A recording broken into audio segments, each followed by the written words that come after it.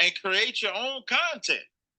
If you got to just do your own thing, create your own content, build your own platform. You know, the Bible says don't build on another man's foundation. You like that one? I knew it. You see his face? He said, I like you quote the Bible. I'm telling you, when I see you quote the Bible, I say I like a learning individual. That's why when I was in New York, when I ended up hanging out with the brothers from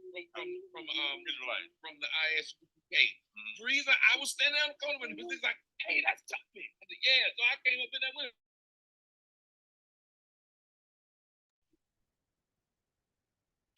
And it was like, because when you know the Bible and you talk to somebody else that know the Bible, it's a kinship there, right?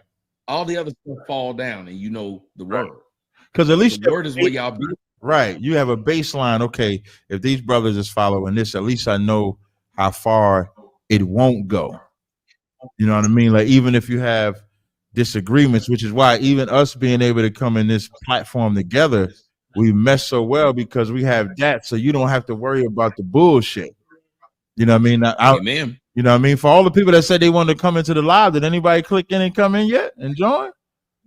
They did. We got right now somebody named Don and Justo. So I was waiting whenever you're ready. I want to see what's happening. Let's get to the fun part. All right. First off, ladies and gentlemen, we're going to bring in Don. Don, go ahead. You are on the show with myself and the Cap. You got to unmute. You guys hear me? Yeah, we can hear you. Yes, sir. How you guys doing today? Doing good to go. We're pretty good. Yeah. So I've been listening to you guys for I say a good hour. I was kind of late listening to the whole thing. But there was like a question I just wanted to ask both of you. So everyone in the world, they pretty much have a mentality of they want to be a giver. They want to actually show that they actually love someone. And my thing when it comes down to Black people, I agree with what you're saying, Cap. It's just like we don't value each other. We just don't really appreciate each other. And so my question is to both of you, what is the best way to kind of, how can I say, have like I'm trying to say, like a certain point where you just stop giving if you don't feel like you really appreciate or value. Giving to what exactly? Talking about relationships, so, about to the community. Like, what are you talking about? Like a relationship. Because like I'm just emphasizing, yeah. So like I was just saying, like if you're in a relationship with someone, and like I was saying, everyone in the world, pretty much like Tommy or even yourself, you guys give to the women that you really truly love and care about. But when it comes to Black people, as of lately, we just don't appreciate someone actually sacrificing, actually showing that they really appreciate our hard work and dedication to them. So I was just wondering, what is like the best time to just end it with someone who doesn't really appreciate you, really? That could be for men and women. Is this something that, yeah, is this something like you're in a relationship for years? Are you just getting together? Are you saying, because what you're saying, like you're in a relationship and only one side is given and the other one is taken? Is that what you're saying? Yes. And no, in most cases, here's something that Black people will not ever do. They will never say, "Let's go get counsel." Let's go get counsel. What is the root cause why I'm always giving and why the other one is always taking? Sometimes the giver is given because they believe that's what keeps a person. Let's say if you're giving money because you believe that keeps. If you're giving gifts, you believe that keeps. But at some point, the giver is gonna feel abused if they're not getting nothing in return. So what I would do first, maybe before you get to counsel, is ask the person, is all I'm worth, am I only worth giving? Like, do you ever have a conversation about receiving? I'm asking you. Just personally, no, I don't. No, I don't. I'm not asking you personally. I'm asking, like, is that something that, okay, let me rephrase a little bit. So what I would do is, in that scenario, I would ask if I'm the only one giving, I would have a conversation about that with the individual. There's a concept called cognitive behavioral therapy and what's also called reality therapy. Reality therapy is like, let's say you're in a relationship with somebody and you call them, they don't answer. Let's say you text them and they don't answer. Let's say you call them again, they don't answer. You text them again, you don't answer. Reality therapy is this. In your mind, because they didn't answer the phone, they're either ignoring your calls, they're with somebody else, they're doing it on purpose to start an argument. Those are the three things that pop in your head. The fourth option of them just being asleep, the phone being on silent, does not pop in your head because you're not thinking from their side, you're thinking your own thoughts and imparting it on them. And so when you speak to them, you come with them with the aggression of, hey, why you didn't answer the phone? Now they could have just woken up and just saw the phone call and then decide to call you. So when you come with them with that energy, they're lost because they were just sleeping. But in your mind, you done had a whole full out fucking argument with them because they missed your call and communication 4 times. That's what reality therapy is. That applies also with you being a giver and them being a taker. If you don't have a conversation, but you just put them as a taker, when they could have just been somebody that just accepted you giving gifts, and it's not their thing to do. If you never have the conversation, you can't fault them for it. So you have to have, excuse me, you have to at least have a conversation about what your expectation is in the relationship to be able to accept their answer. You can't assume. That's a big problem in relationships. We assume things instead of asking and then accepting the answer. So I would start there, brother. I will say this to you. I will say this to you, brother. I really like the fact that Cap decided to drill down on what you were saying. But there's a song. Like, what the hell, Don? Yeah, Don, you just start getting phone. Oh, I'm sorry. Don! Damn it. I'm sorry. Turn it off. I turned it off. All right, mute yourself. I'm getting feedback. Go into your settings and change it. Go into your settings. Oh, there you go. There you go. Do that. Even better. You done unmuted your damn self. Now I gotta hear myself again. You just being a dick, Don. Your name ain't Don, it's Dick. Anyway, Don, there's an old parable from the book of Annie Lennox. And it said, sweet dreams are made of this. Who am I to disagree? Travel the world in 7 seas. Everybody's looking for something. Some of them want to use you. Some of them want to get used by you. Some of them want to abuse you. Some of them want to be abused. And sir, a lot of times y'all men will walk into situation. This one of the time I'll get on men because I'm getting on myself. A lot of times you will believe that you give somebody, then you expect something, but you didn't work out that contract at the beginning because you didn't have enough confidence to say this for that, quid pro quo. As my man Austin Powers would say, squid pro roll. This is what happens. You didn't work out a deal because you didn't have enough confidence to actually state your case up front. So what you thought was you could manipulate someone into a relationship. So you thought that you could do certain things, and then you got mad when you didn't get anything back. But you didn't say quid pro quo up front because, again, you didn't have enough power or enough security in yourself. And there's an old another parable that says a sucker gets licked. If you present yourself as a sucker, don't be upset that you got licked. So a lot of you men will then turn against the women because you tried to manipulate the woman by being what you were told is supposed to be what she'll like. And when you didn't get what you wanted, then you said, those damn women. But if you really were secure, you would only give what you have to people who deserve it. You wouldn't wait.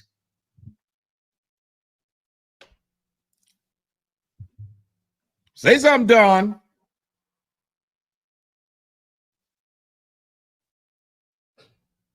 See, that was a good thing about what I do. That's why when people come, when I counsel people, I always tell somebody, a lot of times I do this, the counsel, and then I cancel the CANCEL, because what happens is and you probably know it. Mhm. You tell them too much truth, they be like, I didn't pay for that shit. I paid for you to tell me that I was right. I didn't pay for that shit. Now they mad at you. And one of the worst times I have is when I'm having couples counseling. Right. Because usually the man is actually, and I don't know if you've seen it that way, but I've talked to other psychologists, and they talk about how the man is usually more willing in counseling sessions to actually find a solution. The women are coming in to get confirmation. Yeah. No, that's fact. Like you gotta work real hard to get down to the women. Like even the most angriest man, when you give them some logic, is straight. Them women coming in there, they already know you on their side because he did this and you got to wiggle through the whys and the question, the things that they not saying. Men are mostly up front, unless it's some super duper shameful shit. The men are usually up front, unless it's some super duper shameful shit. Mm-hmm. All right, and that's why I enjoy that. And then I have to separate them, right. which really makes them mad. After I interview them together, I tell them the next time I'm going to talk to you guys individually. Come on, I agree. Yeah, and I'm putting y'all on game. But thank you for coming back, Don. But Justo, you are on there as well. Don, did we help you any? Yes, I'm sorry for leaving earlier, guys. Like I said, I messed up because with my connection. So I just wanted to just say a few things to both of you. Like I said, what I was trying to say is I wasn't trying to manipulate anyone, really. I don't have any vile or any ill intentions towards women. It's just that when I notice between black men and black women, there's something where you see a black woman dedicate all her time and emphasis to either to a black man or vice versa. And they don't really seem like they feel happy. So I understand where you're coming from, Tommy. I understand where you're coming from, Prince, as well. I mean, Cap, I'm sorry. But I was just trying to at least have an understanding of what would be the best way to kind of neutralize that before it gets really toxic or get to the point where the person is just really hurt. That's why I was just wondering. You got really toxic right there when you done gave this light-skinned man so much more credit than me. You done called this man a whole prince. You went from a captain to a prince. What, he gonna be king next time he come in? My ass just a serf. Now he hating. Now Tommy hating. Nobody. Now Tommy hating. I'm tired. I ain't nobody. This nigga got my mama on his side now. Random dudes calling him prince. Everybody. It's a gift. Hey, I gave you credit, Tommy. No, but you called me a Tommy. prince, though. That's what he's saying. You called me a prince. I'm gonna make sure and listen, and I'm gonna highlight it too. I'm gonna say, hey, Tommy, niggas call me Prince on the show. What? When you gonna get your Corrected myself. You ain't have to. Prince I corrected myself. I mean, I corrected myself, so you gotta give me some credit for that. God, dog, he gonna be a czar next time he show up in this bitch. Like, what the fuck? Y'all just giving this man titles? It was a mistake, my bad. God. Why I gotta feel like a second fiddle? I thought he told me we would be equal. You said we would be equal. Facts. I can't control what the people say though. So I can't control. You know what I'm saying? He like Julius Caesar. I didn't say I want to be king. I mean, that's what they said. God, no. Hey, Justo, you're on the line with us. Talk to us. Yeah, can you hear me? Yeah, we can hear you. Mm-hmm. Hey, peace to both of y'all brothers. Captain Zariak, I recently got hip to you from some interview I saw you doing with Tariq Nasheed. Okay. Tommy, I've been a fan of yours since back in 2011. You know what I'm saying? When I used to watch all your shit, I'm talking about I put people on your shit. And then I'm gonna tell you what turned me off about Tommy, but I ain't gonna hold it again. I'm not gonna hold it again. Hold up, hear me out. Nah, it ain't got nothing to do about the bras. It ain't got nothing to do about that. My thing was, Tommy, your show used to kick it a lot, but then after a while, you started letting the audience get to you. And every show became, these motherfuckers talk about me. These motherfuckers, and it became annoying after a while, bro. And I think that you kind of strayed away from what you had originally put out there.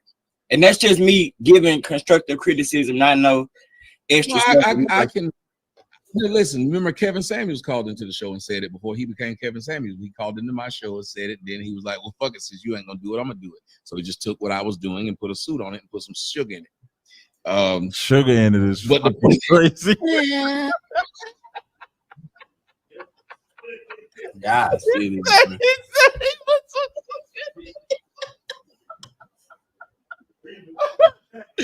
But I'm just saying, man, I'm that's what happened. Yeah. But look, Jesus turned water into wine. He turned water into Kool-Aid. He made more loaf of bread. He brought donuts. I'm just saying, it's just what he did. The comment section said not cane sugar. They said it was cane sugar. Yeah, look, I'm not saying anything. But no, I agree with you. What happened was, but I try to explain to people. I was just a regular man. Y'all start following a regular man. I was not this high up person. I was just a dude. It's one of the reasons why your man Moses didn't get into the promised land. He was still a nigga. yeah, I'm He just saw saying, it, got mad. He was still a nigga. I was still a nigga. I didn't see y'all the way y'all saw me. And it hurt me because I had spent so many years trying to help people. And it seemed like all I was getting now was people trying to fuck up my life. And I don't know if you ever had that happen, but it really hurts. That's what Don was saying about when you really feel like you're giving your all to someone and they taking you for fucking granted. And it seemed like people were taking me for granted. Then they were eating off of me every fucking day. that was my It question hurt. I had. That was my question I also had about the subject matter. You know, sometimes I disagree with things you say. I'm pretty on board with Cap usually says, but here's my thing. I'm Okay, 30, I I'm get 30, it. I'm 30, I'm 30. I'm getting skin bleach, sir. I'm getting skin bleaching. I'm 36. I am bleaching my skin. Right after this, I'm doing it. I'm 30. Look, it's just a difference in the ideology. He just want to know. He just want to know if you dark skin or light skin. That's all. Nah, man, nah. Cause look, I'm light skinned, bro. But here's the thing, though. Oh, God, But look, no, they sticking together. Nah, it ain't that. It ain't that, bro. He knew you before me, though, Tommy. He knew you before me. And then he switched when he saw you. I'm a gateway drug. Man, he's on crack. Here's my thing. Look, I got 2 kids by one woman. Met in high school. We was together in high school about 3 years, something like after that. Everything messed up and all of this. I'm saying this on air. They see my logo and everything. They know who I am. My kids became teenagers. They teenagers right now. Like I said, I'm 36. The disrespect, though, Cap, that's what I wanted to talk to you about. The disrespect that we go through with a lot of these women is unbearable. I'm talking about I would have to message you to tell you some of the stuff that was told and said on me. And it like, that hurt me, like, as a man. Like, it made me like crying. Like, that hurt. You said your kids are older now? Yes, sir. My oldest daughter will be 18 this year, and my youngest daughter will be 15 this year. Yeah. Was you on child support or anything like that? Yes, sir. Yeah. See, now I'm gonna tell you something. There's another thing for protection. If they would have put me on child support, I wouldn't even seen them kids. I'm sorry. I could never. Why is me and this nigga on the same page? We like the yin and the yang. It's the real dark skin side and the light skin side. That's us. Light skin shit on there, man. I can't see it that way. You know why? I'm gonna tell you why you don't see it that way. You don't see it that way because you believe that no matter what, you gotta be in your kids' lives. Yeah. Right. But if you want them to see you as a man, you should not have seen them kids, because you know what you would have always been? A man. Period. You know what you're gonna be. Now I don't know what your relationship like, so I'm gonna try to speak generally, but you know what you're gonna be and what you're gonna teach?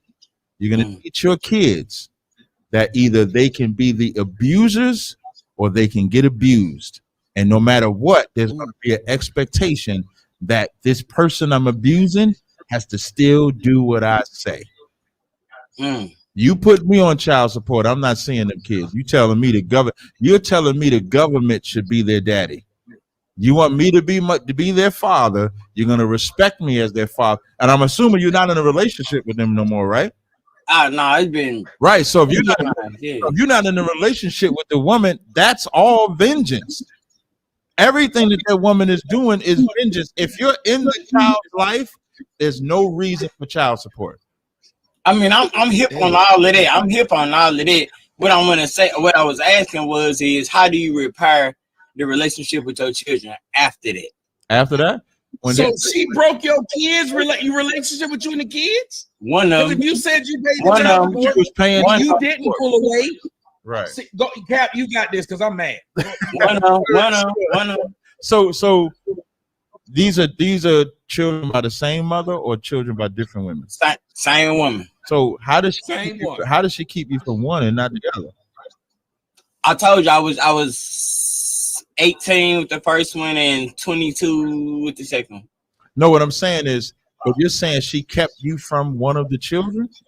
Oh no, she kept me from both of them. I'm talking about as they get older, that I'm building a relationship with them. Okay. And one of them is straying away from me from things that she's like buddy with her mother and something, you know. And my youngest daughter is like with me, you know. That's my, you know. But my oldest daughter, okay, no problem. That youngest daughter that's with you, that's your daughter. If the older one is 22, right? That's what you said. No, I'm talking about the age is different. I ain't say I follow. I said 15 and 18. So the 15-year-old is with you. The 18-year-old is not, right? Yes, sir. That's what you're saying. The 18-year-old, if she don't understand it, even as a man. Now I'm assuming you tried to build a relationship with her, right? I have a relationship with him. It just something just went left, like with my oldest daughter. So yeah. So do you know what went left? You don't know? I have some idea, but it was about paying for something I thought was unreasonable, and I guess so that sound like she wanted you to do something for her. You said no because as a father you thought it was unreasonable, and she rejected your reasoning. Yes, sir. Yeah, you got to stand on that. I am now. Yeah, that's it. Listen, parent, that's the problem. Raising your kids require, if you bend the knee, as they would say in Game of Thrones, you'll be bending. You're not. Listen, the Bible says, "Let the children speak to thee, than for you to be at their courtesy." I believe that's what the Bible says. You're a father. You're not a friend. That's not what the Bible. A lot of times we think as parents we're supposed to bend and do whatever it is that they say. We're not supposed to be. Hey, Tommy, I know you probably gonna want that scripture. That's Ecclesiasticus 33 and 21. It says, "For better it is that thy children should seek to thee, than that thou shouldest stand to their courtesy." And what that means is, as a disciplinarian, if you deem something is not good for your child, you are supposed to say no. And if she doesn't like Ecclesiastes 33 what? 21. Ecclesiasticus 33:21? Yep, 33:21. That's what the okay, Ecclesiasticus 33:21. Yeah, and I feel you on that. That's what I have been standing on, like. And I think that, you know what I'm saying, a lot of the times I got bullied into doing certain things, you know what I'm saying, for my children. You gotta stop that. And let me tell you something. Out of guilt, though, you know what I'm saying? Because at one point in time, when they was kept away from me, you know, I feel like I missed out on it. So that's why, I don't know. You feel, listen, and don't let that guilt bother you, because you didn't take yourself out of your kid's life. That woman did. Yeah, that's an unnecessary guilt that you put in, and that daughter is going to respect that you didn't break your morals. Either she going to respect that you didn't break your morals, or she going to come correct. But you can't bend your position as a father. And it's so sad that listen, if you women would get out the way, these children wouldn't be as horrible. And the flip side, if you're gonna remove the father, then take the blame for what the children are doing as well. And you could tell, I Read could it again, brother. You said what? When you get a chance, when you finish, read it again so they can see it. It's up on the screen for you This again. Ecclesiasticus 33:21. For better it is that thy children should seek to thee, and that thou shouldest stand to their courtesy. You don't stand for them. Your job is to raise them kids, and she'll respect it. And this is what I wanted to say. A lot of women don't realize the damage and hurt that you cause. Your emotional ass just think that you getting vengeance on him for whatever caused y'all to break up, not realizing you're damaging the relationship between the father and the children, and that's a bond of innocency that they cannot get back.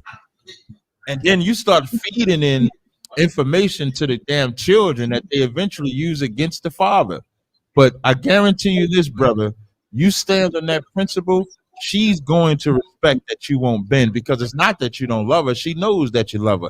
She just has to get over the fact that her emotions don't dictate what you do. And then she'll respect it more. You're teaching her discipline by standing on that out. And don't let that mama stand in the way either. You got to stand against the mama too. And she probably gonna text you ain't shit, tell you ain't shit, but you are an absolute by standing on your principles and morals. Yeah, I am, man. I already know. I just want to bounce some shit off of y'all, man. Yeah, no sweat. Appreciate it, man. Hey, no Appreciate sweat. it. Listen, both of y'all.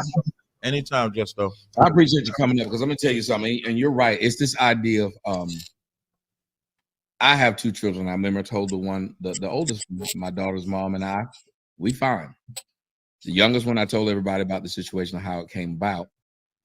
And I specifically said, as long as I'm on child support, you're going to get that exact check. Mm-hmm. Don't hit me up and tell me she need X, Y, Z. Nope. The government's going to give you that exact check. Yeah. Word is bond. The other one, she gets what she wants anytime she wants, because there ain't no white man out there telling me what I got to give you once a month, or I'm going to go to jail. Right. Because here's what I tell people all the time. Once you put, I can't make this payment, I can go to jail. Imagine if you had a car, and if you couldn't make the payment once a month, you could go to jail. Would you love that car, or would you view that car as an albatross around your neck?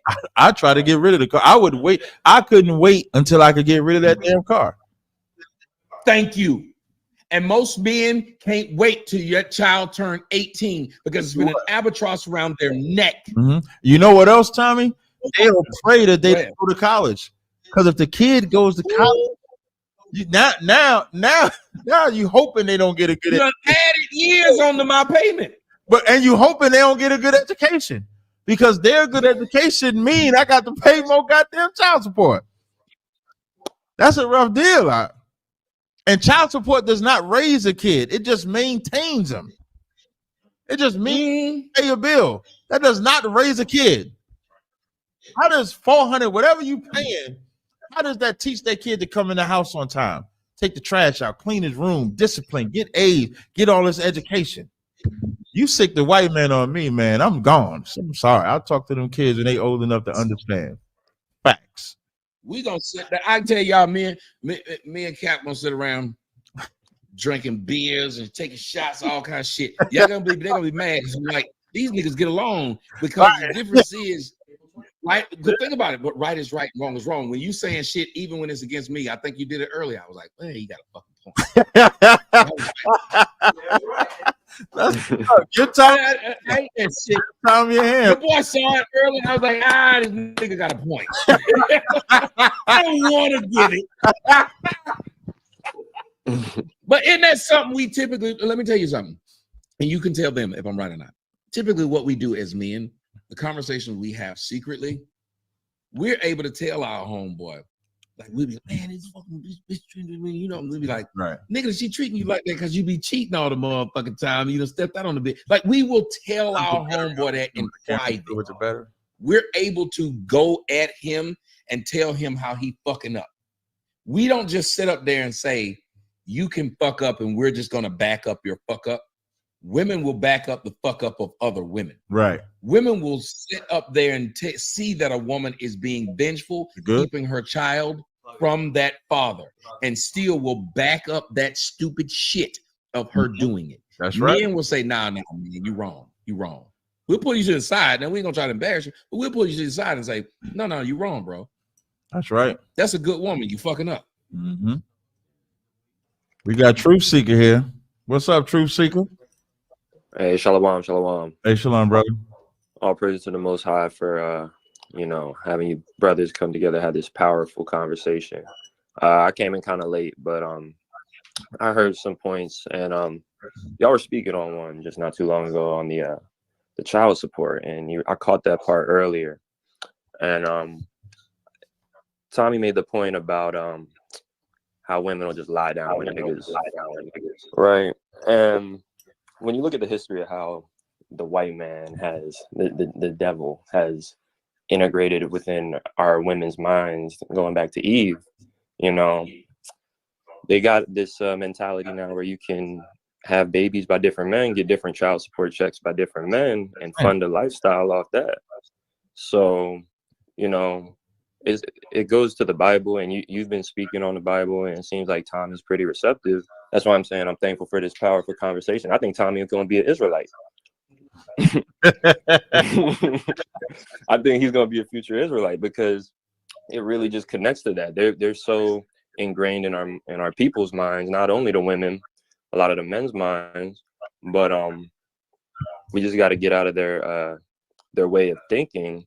And instead of combating with one another, it's about acknowledging the obvious elephant in the room and targeting that as our true enemy, because us warring at one another, that's just going to whittle down our nation more. And we've already been a destroyed people historically.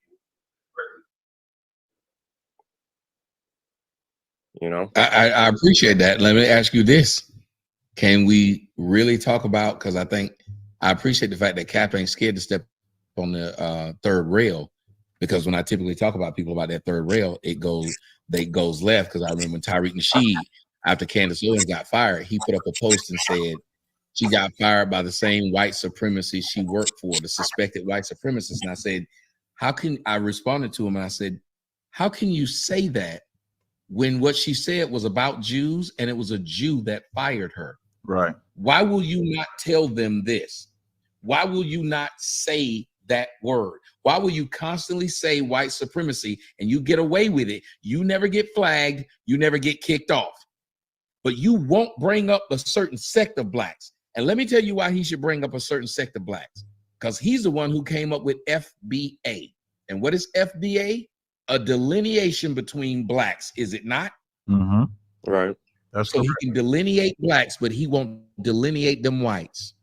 Because if you get online every day and you say, fuck the white man's the devil, you will never get flagged. Right. Say that about the Jews. Oh, right. No, I definitely will say about the Jewish man. I mean, I don't have. But that's what platform. I'm telling you. I don't have a big platform. If you look at who's being really manipulated, and then when you boil it down to who Tariq Nasheed is married to, a half black, half Jewish woman. Well, I don't really follow Tariq Nasheed too much. I'm not too familiar with the term you were referring to. Maybe it was the Ish people is what you were meaning earlier. That Candace somebody in the comment section said Tommy always takes a jab at Tariq because of the crispy puppet. You saying black people will sit up there and think and I will listen to you. Now listen to that. Y'all will think that's funny that y'all will all be Israelites and love the blacks, but y'all can't help but laugh at the fact that somebody making fun of somebody being dark skinned. It'd be hilarious to y'all. I ain't laughed. Then how can you claim? No, I know you didn't, but I'm asking, how is that? How do you build something like that? Right. What can you build? When I had a conversation with a dark skinned lady today, and she talked about how hard it was growing up, just being fucked with, called dark skin. It's a girl. Nah, that's messed up, man. That's messed up. People are messed up. That goes back to the point, though. That goes back to the point, though. But if you look at it, that's what I was saying. We don't call out the real issues. We call out shit that's ancillary. That is a real But issue. not- And you brought Go out a ahead. good one earlier about how you said you got violated when you were younger, and you opened up, and I appreciate you opening up and you know, expressing that, because I agree that's totally wrong. I got friends that talked about that same issue, and every time it came up, I wasn't like, yo, that's awesome. I was like, yo, that's fucked up. You were a little kid, you know? Like that messes with you. And I don't see forever. myself as like a victim. I will tell people I don't see myself as a victim, because here's the problem. If you internalize a lot of that shit, you will then start doing it to other people. Exactly. And that's what we got to start teaching our people. There's nothing wrong with getting psychological help. Right. If you broke your arm, you go to the doctor for that. Exactly. Why is it we as Black people have told people, shut up and deal with it? Right. This is why we got so many savages in the community who are willing savages. We are creating these demons Right. because we won't even let them do anything like simply express the Right. pain. Because most people going through stuff, you know what they really want to do? Mm-hmm. Stop other people from going through it. I know older brothers who took ass whoopings for their little brothers. Mm-hmm. Right. Oh, I was one of them. See? Hey, but when you brought up, you said shut up and deal with it. You're referring to like us as a group of people right now, right? Well, I was referring to the fact that I'm big on children thing. That's why I did the movie A Fatherless America. I'm big on children. Mm-hmm. Children are the biggest group of people. Like I heard people say the most unprotected group of people in the United States is Black women. Bullshit. It's Black children. Right. Right. Black women get all kind of shit. They get all kind of people looking out for them. Yeah. Nobody's looking out for Black children. When you can drop a motherfucking child off at a hospital, police station, just because you don't want it. Black And children, it's- Black men too, I would say. Thank you. Because Kat was talking about that earlier, about the shit that as Black men we get to go through, and we still got to put on this Right. and fight through it. They tell us we got to fight through it. Exactly. Get over it. And you know, there you go. Right back to the point. that's exactly Get my over it. point. That's just Black men. Mhm. We're the ones that have been taking the brunt of that force, but it's been Black men and Black women from other nations, and we've been hearing get over it forever, you know? And that's not to say the same thing, not to say we're victims because of that, but we need to acknowledge that, because just not acknowledging it and not acknowledging how we need to band together and look out for each other, because no one else on this planet has and will, you know, the longer we ignore that, you know, it's just kind of holding us back, I feel like. And I feel like that's why I'm saying I think you might become an Israelite, because if I feel like you starting to see that, like. Well, I started to see it when he told me I could have more than one wife. I was like, okay, he had me right there. He had me at hello right there. I said, wait, what? Do tell. Man, this boy crazy, man. You're gonna have to explain me everywhere you take me, Cap. Everywhere you take me, you're gonna have to say it beforehand. You got to tell these people, look, he gonna say some stupid shit. Yep. Just let it go. And you would be one of the ones that would be like viable to have multiple too, because I personally I see it as lawful, but I don't think every man should have multiple wives. I don't think every man should have one wife. I don't think every man should have one wife. There's, you know, certain men that need to focus on other things, not lay with women, you know, get other things in order, get their house in order before they take on one wife, let alone multiple. But I said you would be one of the ones that would be able to handle multiple wives. You're in a position at the time. True. Do you know what you just said was biblical as well? Jesus spoke about that. Okay. That some of y'all don't need no wife at all. Oh, right. Oh, right. That your job, that you should concentrate on the idea of being a servant of the Lord, and that's your role. Right. All praise. Right. All praise. Sure did. That's right.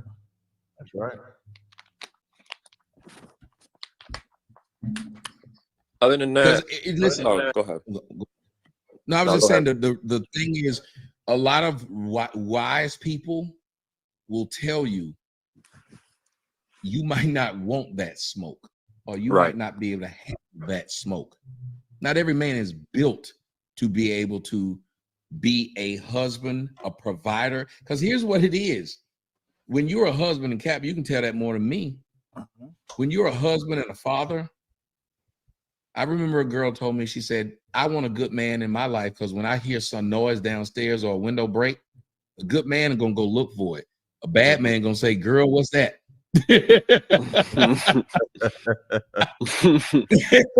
And it's true. Like, we run out and take bullets for that which we love. The little girl I have woken up, Cap. I don't know if it's ever happened. And this is the start of something.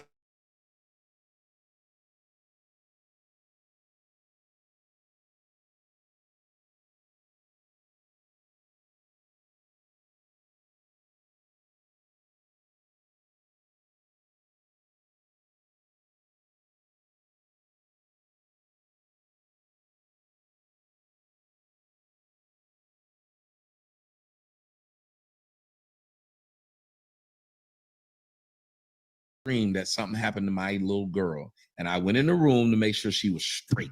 Right. And her mama said, that's how you know you love that girl more than you love yourself. The scriptures say the father waketh for the daughter when no man knoweth, and the care for her loses. Yeah. Because, you know, she's you're her first protected. What you teach her, and this is what makes fathers so important, especially girls. Like, you're her first love. If she don't have you in her life, she don't know how to fall in love, and then she go fall in love with the nigga in the hood somewhere, breaking her back, then go get another one, breaking her back. Then when she get 35, then had every nigga break her back. Now she want to find a good man. So you're the only man that will ever love your daughter and expect nothing from her in return. Right. Facts. So, you had anything else, Truth Seeker? No, that's really it. Again, thanks for having me on. All praises to the Most High. Most High in Christ. Yes, sir. Most High in Christ. You got some very respectful young men who listen to you, to Cap. I'm not going to even lie about that. Thank you. These men come up here that's, y'all know, I'm listening to y'all like, y'all come up here saying, sir, y'all are well spoken, y'all are stern in what the fuck y'all saying. Yeah. We're supposed to confound y'all the doing nation. anything, y'all are teaching these men to be men. That's right. It's supposed to be like, we're supposed to be so in order that it's an amazement to the other nations that we could go through what we have and come out of it more polished than any of the other nations. That's when the kingdom will be on earth, when the other nations look and they say that's the light in the Bible, right? That's why we're the chosen ones. Yeah. Because really, when I was a kid, and I probably would need the wrath of the Lord to actually enact it. Like, I just thought, like, even though they put us through that, I didn't want to put anyone through that same situation. Like innately, it just feels wrong. But the more I learn and the more I research, it feels less and less wrong too. Because it took some beating into my mental to actually flip over and say, you know, this is what the scriptures say, and it just is what it is. Yeah, I mean, look at it. Who you follow? One of the men you follow. Jesus took on pain, stripes, and whips that was not meant for him, and you said you did it as a big brother, right? Unwillingly. Yeah, you may not know your connection with the Most High. You got a connection, and you may not see it. That's why I love when the Bible says, train them up. They'll come back because they've been trained right. And I can listen to y'all. It was something that was in y'all and you didn't even know it. And somebody brought it out of you. It's like the Mutant X gene with Deadpool.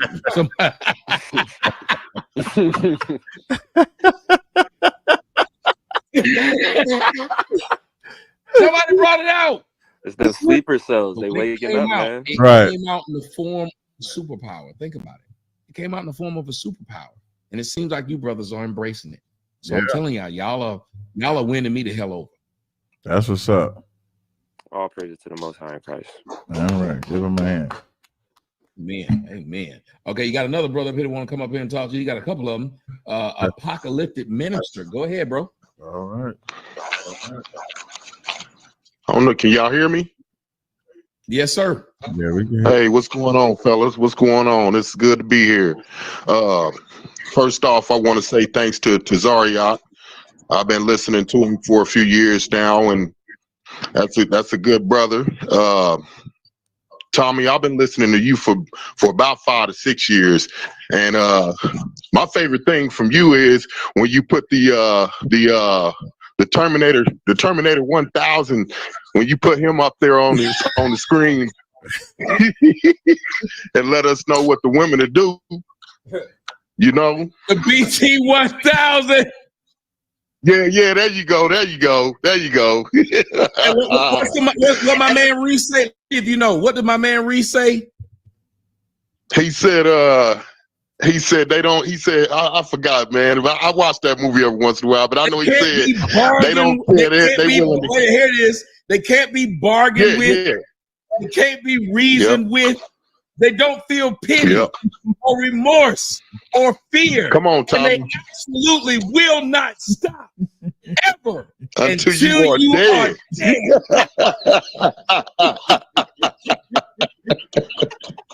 That's right. Woo! You know, that's so Tazariak. This is one thing I do. I agree with Tommy on a lot of what he has to say.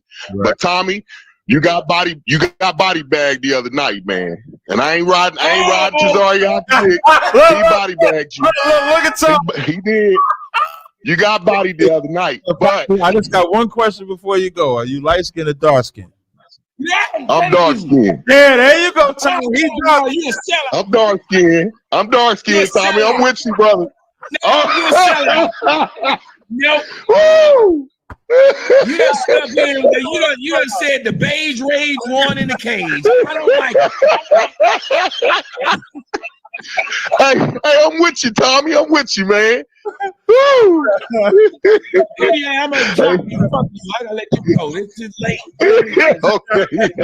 Why did you decide to betray your dark-skinned brother for him? Why did you do it? Hey, I apologize, brother. Hey, y'all have a good night, man. Thanks for all the good word, man. Both of y'all. Keep it up. Hey, thank you, brother. I appreciate it.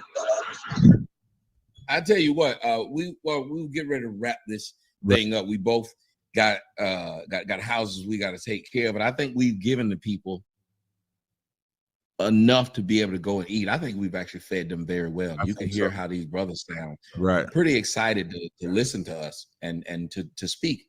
And we'll do a show where we allow y'all to speak more longer. Right. Because tonight, I think tonight. Let me ask you something. Would you like to speak to before we leave Social ISUPK? So yeah, that's fine. You can bring them on. That should be in my school. Yeah, it's one of your people, so I'm gonna bring them in. Social, what's up? Hey, what's good, man? I forgot to change my name. Let me turn it. I think I hear something in the background. Hold on 1 second. Yeah, if you do, just go into your settings and then click on where it says like if you click on where it says settings, go click on audio, and it'll say echo cancellation and reduce mic background noise. Click on that little wheel that says settings, and then click on the first two where it says reduce the background noise and mic, whatever. The first two. Okay. And then you won't hear any feedback. All right, let me see. Yeah, I don't. You branded up over there. I like that. All your brothers come in like this. Yeah. Listen, we professionals, man. We professionals out here. Hey, Tommy, I can show my you niggas still looking for jobs.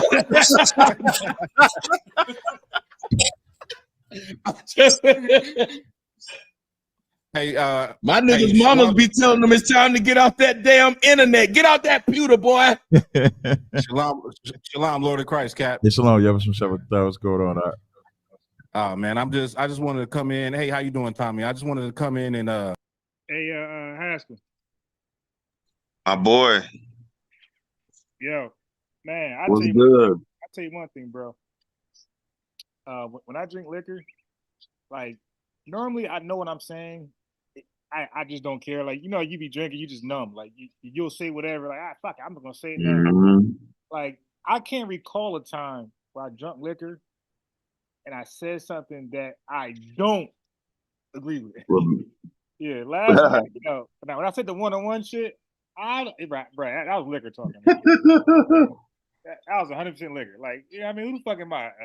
Uncle Drew? You did?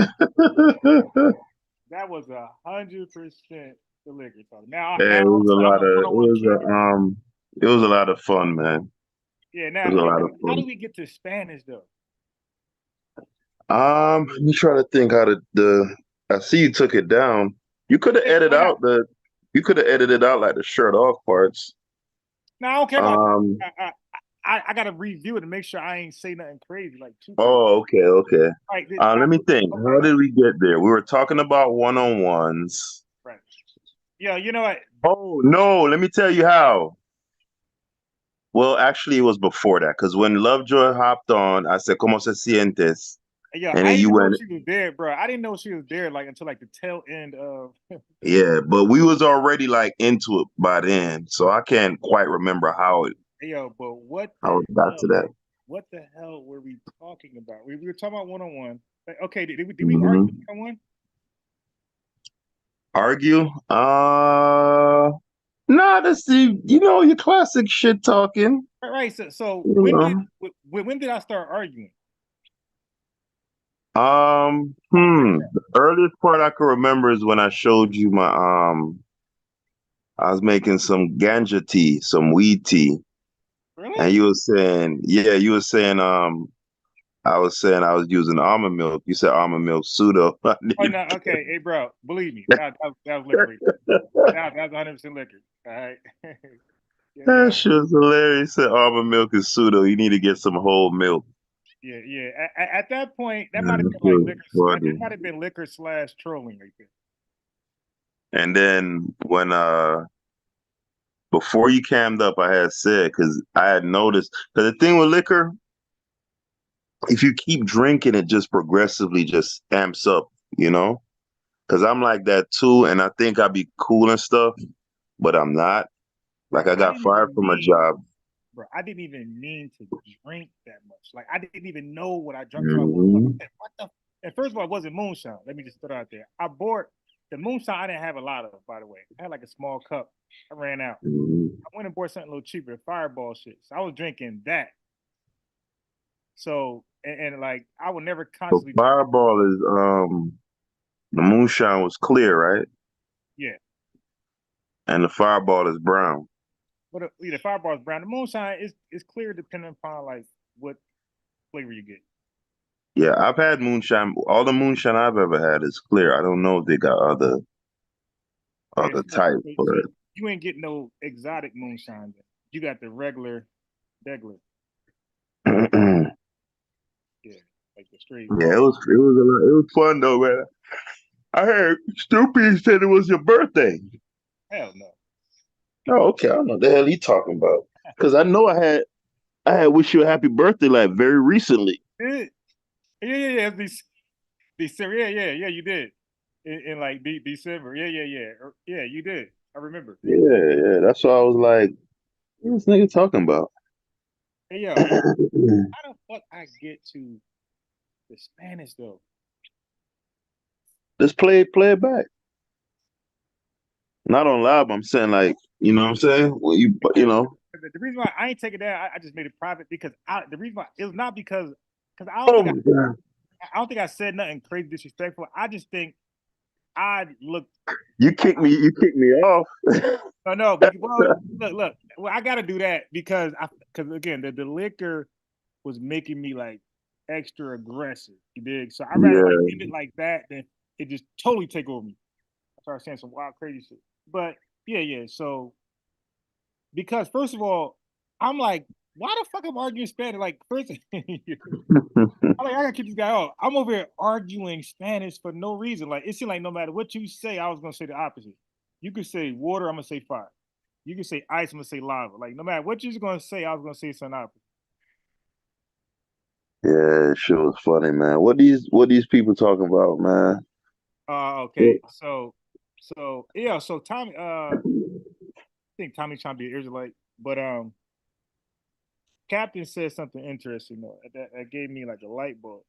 He said I might agree with him. He said if a woman put him on child support, he'll never see that baby again. And like, on the surface that sound like, oh wow. But I thought about it. I'm like, I don't know. I might agree with that because Say it again. If you got what about child support? he said, Captain said the way he look at that is that the mother is going to place the government as a father over you. So, all right, then you could keep the baby with the government. Is basically what he was saying. Like, he's not going to that child's life. And I thought about it, and I started really thinking about like conversations, sisters, cousins, friends, women, and like a lot of them, like when it doesn't work out with the guy, they split for a crazy reason. Like normally, she talks shit about the guy. Like he just no good ever, and the kid absorbs all that. The kid absorbs all that, so it absorbs all that. So it's like, so when you go get the kid, like I've seen so many fathers complain when they get the kid don't really want to be there. They don't really listen. You dig? They got their own little way, and mainly because the mom is talking so much shit about, you know, the Father. yeah. So I'm like, yes, that's like a bad. So the father never get to really enjoy. Like he has an innate love, but he can never really enjoy the love that he has. Yeah. Yeah. I mean, it be like that, man. I mean, because you have really no say so over the kid's school, like all these activities after school. Like that's really all shit. Yeah, you're a sperm donor. Yeah, you just helping her pay it, everything. Yeah, a sperm donor and an ATM.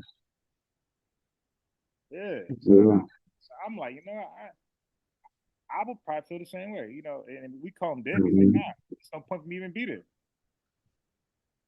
Yeah, I mean, the people, somebody who's emotional, they're not gonna get that. But it is what it is. For men, at a point, you got to be comfortable with being a villain, man. You just got to embrace it, bro. That's it. And you gotta, you know what I realized, I'm biased. Yeah. You gotta go for your happiness, man. Period, bro. Period. Because nobody don't give a damn about you. Like women don't give a damn about you. The government don't. Other men don't give a damn about you. You gotta go get yours, man. And he said something else interesting. Well, the caller was talking about his own experiences, and he was talking about like his 18-year-old. They older, and like their relationship was kind of all right, but it went south when he didn't want to buy her something, like something he thought was like just a waste of money. So, and then she felt like that's enough to like kill the relationship. And you know what? When I heard that, I'm like, damn, that sound like she got that straight from her mom. Like, hey, give me money and get out the way. Give me money and go away. Like, just give me money. Oh yeah, I mean, listen, this thing, it's been engineered like that for the last 60 years. That's just what it's been designed. It's by design. The same way how a conquering nation will either like kill all the men after they conquer another nation. The way our wars are fought a lot of times these days, it's governments kind of using submersive tactics against their own population and kind of keeping women and men at odds and divided. It makes it so that the society is always pliable. You can shape and mold a society in the way that you want. So, shit bigger than Nino Brown, bro. Yeah, I found something. I found something. Hold on. Found something. Found something. Where is it? Pass it. Here we go. Okay, so you know who Juju Watkins is? Hold on, I think I heard that name before. Juju Watkins. Juju Watkins. So like, I'm gonna say this before I play the video and get to where I'm getting at. So when women talk about when like they play basketball professionally, Mm-hmm. when they try to talk about the problems with WNBA and nobody's watching, like, oh, we ball up and we play D and we score. Yeah, you do, but the rest of you don't. So it looks like you're looking at Michael Jordan play against like the Celtics of the '60s. You know, it's like the Chicago Bulls, like women's basketball right now, because the talent pool is so spread, like it's not close. Like the NBA, everybody's like damn near the GOAT. But Mm-hmm. NBA is not like that. You got women who are like clearly better than like it's a huge gap. Like they're better than everybody else. And like that's not like the way we are now, like that's not fun watching that. Like the Wilt Chamberlain, Kareem Abdul-Jabbar, one guy just scores 100 points and everybody. Like that's not exciting to us today. Like we like evenly matched, you know, jaw dropping games, suspense games. We don't want to see one woman scoring 90 points. Nobody can guard her ass. Oh, that's where I heard the name from. Okay. And then like when you see some of them out there, it's like, yo, how you get out there? Like how'd you make a team? Like Yeah, I mean, no, that again, for me personally, women's if it's not like tennis or volleyball or something like that, gymnastics, women's sports is unwatchable, bro. That goes for soccer, for me, just personally. I'm not, you know what I'm talking about? I'm not trying to make an indictment against, that's just me. I'm not about to sit there and watch that, bro. yeah, Not I about to could do watch some MMA for women. I could watch some. I can't watch boxing, but I could watch some MMA. that. After Rousey got her ass whooped, I was good. I just wanted to see that happen. But she was talking. She was letting a little, you know, letting people boost her head up till she started talking crazy, talking about she could beat Floyd. So I was like, yeah, well, what's the name? Holly Holm kicked her into another dimension. I was like, hell yeah. But I respect that chick though, the Brazilian. I respect her. What's her name? Amanda. Amanda something. Yeah. But she looked like damn near dude. Yeah. Hey yo, I'm watching. It's a boxing match right now, and the dude had ducked his head. Like the favorite had ducked his head in there. He led with his head. Like you ain't supposed to do that. So the guy he's fighting looked tall as shit, like 6'7", but skinny, you know. And this motherfucker ducked his head in there, and he hit the guy like forearm. His head is forearm.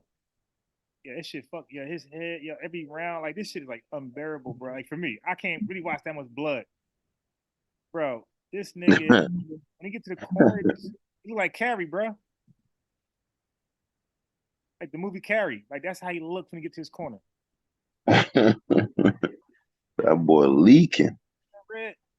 Hey, yo, you know it's kind of messed up a little bit, but I told you that I don't like a lot of blood like that. So this dude, I was balling yesterday, and this dude, I was going for the rebounds. No, this dude was going trying to score me, and he missed the layup. But I like fouled him. I'm the type of guy who 9 times out of 10 is gonna give you the call. It depends on normally how close the game is and the talking shit part. But normally I'm gonna give you 90% time. If you miss the shot, I'm gonna be like, yo, his ball. So I was gonna do that. I blocked like he missed the layup, but I hit him. But he's like, nah, I'm good. So he's trying to score again, get the rebound, score again. But I had already like checked out. So I was like, he said, I ain't call it. I said, but my boy, like you wouldn't You have got had, I said, you wouldn't have got the oh, rebound. checked out meaning you stopped playing like. Yeah. Like right. you're 5'5". And I mean, like you wouldn't have got the rebound.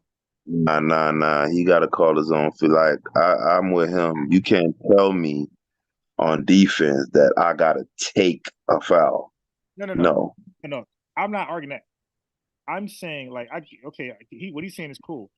I'm saying the rebound you got though, because I stopped playing, you wouldn't have got that rebound. So I would have fouled you. The bucket count or no? No, he missed. What the hell? Yeah, so look, so they got to visualize it. I think he jumped the gun. So he was going for a layup. I went to block it, and I smacked his hand, and he missed the layup. So I'm giving him the ball, but the rebound came back to him. Right. He tried to throw it back in there. As I'm saying, your ball. Now, did it go in when he was when he was trying to throw it back in? Did it go in? I'm not sure. It could have went in, but what I'm saying to him is, bro, you wouldn't have got that rebound over. Like I was in position. That's what I'm saying. If he made it on that throw in after you had called ball, ball. I called ball once I fouled him. Yeah, that's what I'm saying. And then you say he tried to throw it in after that. Yeah, tried to throw it in after. So I'm asking you if he'd have made it after you had done call foul, the way we play, if I try to call before you make it, like you could override that. Okay, so it would have counted then. Yeah, it would have counted. So like, if I'm giving it to you and you don't want it, you can take the bucket. Right. Which most people do. It's like an and one, basically. Right. Yeah. So that's what I was saying. So. I don't do that. Yeah. He missed, and I'm saying, yeah, your ball, but he getting the rebound trying to throw it back in there. Like, dude. You don't be sending out like Facebook blasts, or email blasts, or whatever when you about to go live.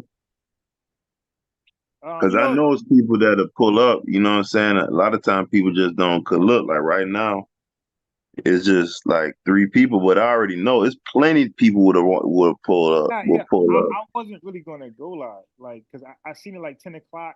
It got to 10 o'clock, and I'm just now cooking.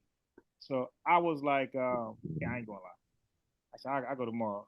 But then I said, you know what? Let me get this captain video out the way. So like, let's say nobody would have came. I would have had the captain, because the captain video was done. So I finally finished it. So I really went live just so I could, play the rest of the video. Oh, okay. Because if you didn't pull up, believe me, I was logging off because I already got it archived, and then I could play it back. That boy got the pentagram in the back with the little fire. All right, but I want to show this though. 2 things. I ain't gonna make this long. That's funny. What are you doing? Okay. So let me just show you this video. This is wrong with women's basketball.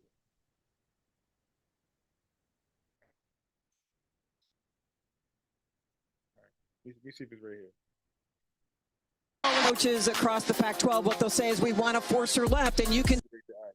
So I'm gonna get to it. It's kind of funny. I think it's coming up.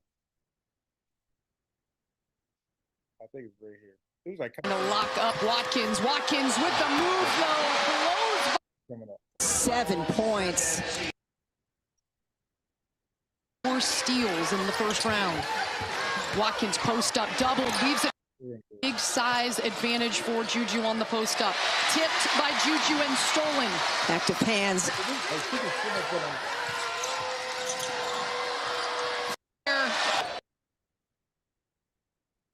She's this one. I love that SC goes right back to Marshall. I had it where I wanted, but sometimes like these crazy ass computers, like when you like don't use it, you fold your laptop or you open it back up, the browser will like reset to the beginning. It's like, what the fuck is that about? I had it paused and everything. He makes the experienced lineup for SC. Padilla, another poked away. Again.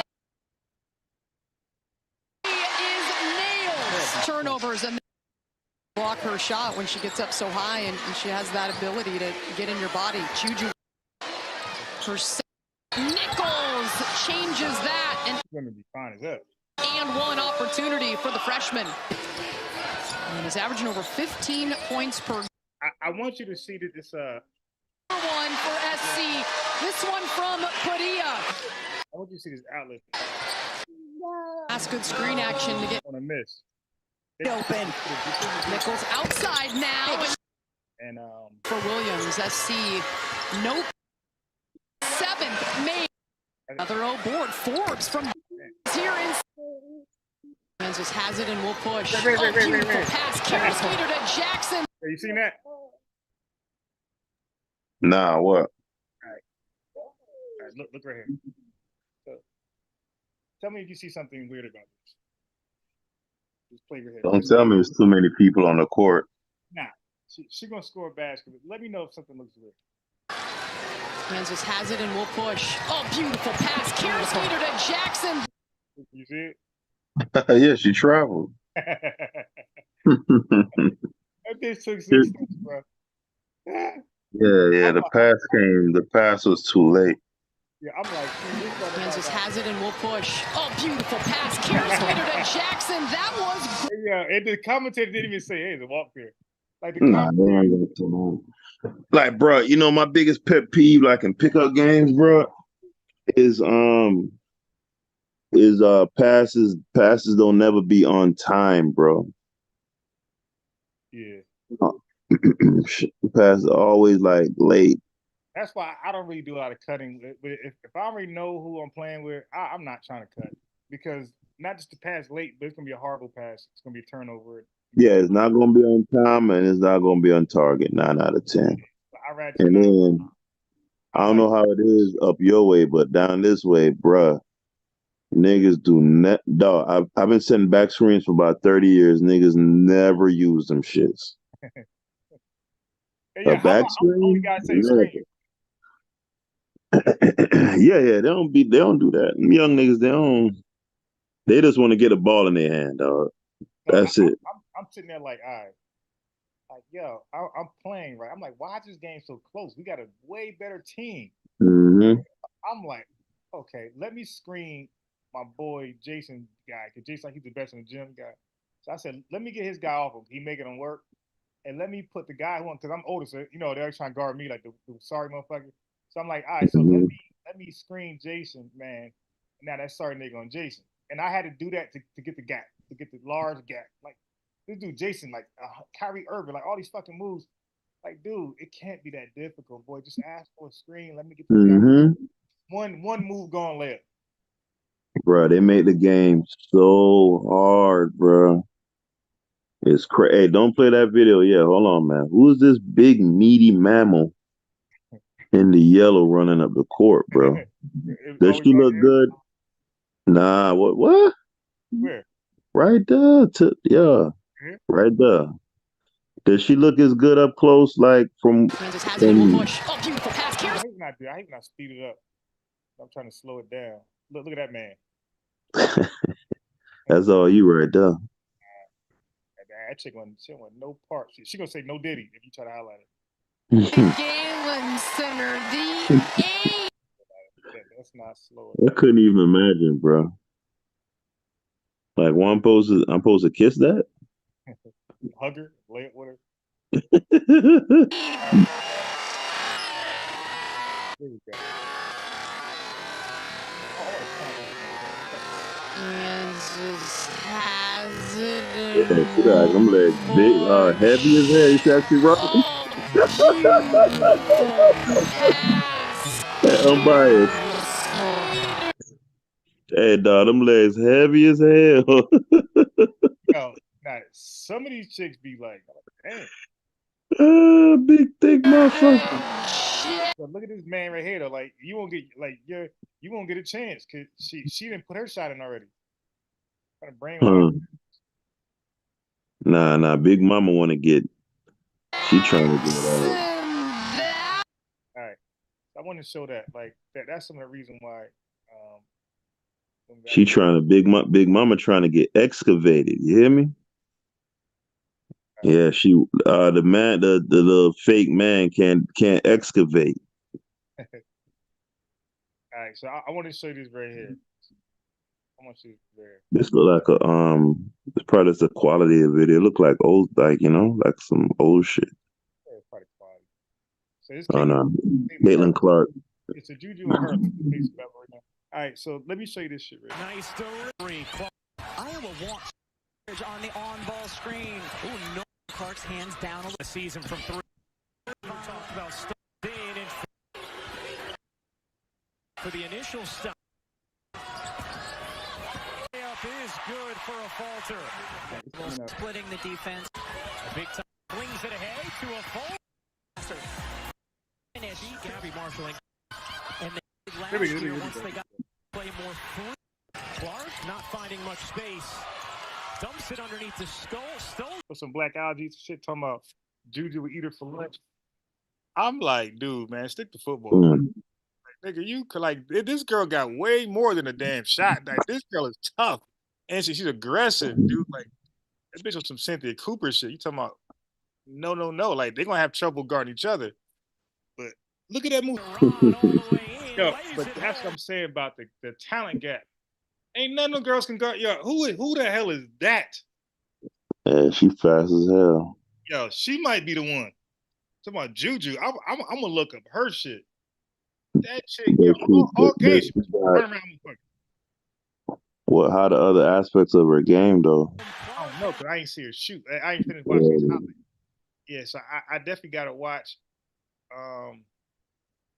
You know, some highlight, but it looked like she might not have a jump shot. Based upon a little bit I seen, I ain't see her shoot. I seen all like drive. Normally when somebody's like that fast and athletic, normally they jumper be. Cause dog, I was like that. Like when I was in my 20s, bro, my jump shot suspect. But bro, Me too. I was so goddamn fast, dude. Me too. I was fast, and I was like jerky. But you leave me open, bro. Like I'm like Shaq out there, bro. Yeah, that's how I used to be too. I couldn't make sure. I remember one time my boy, I was so envious. My boy had the swag. He had like a little shot. He balled like kind of like you remember like Quentin Richardson? Remember him? Mm-hmm. That's my boy ball. Huh? You rich? Yeah. He balled like him all cool.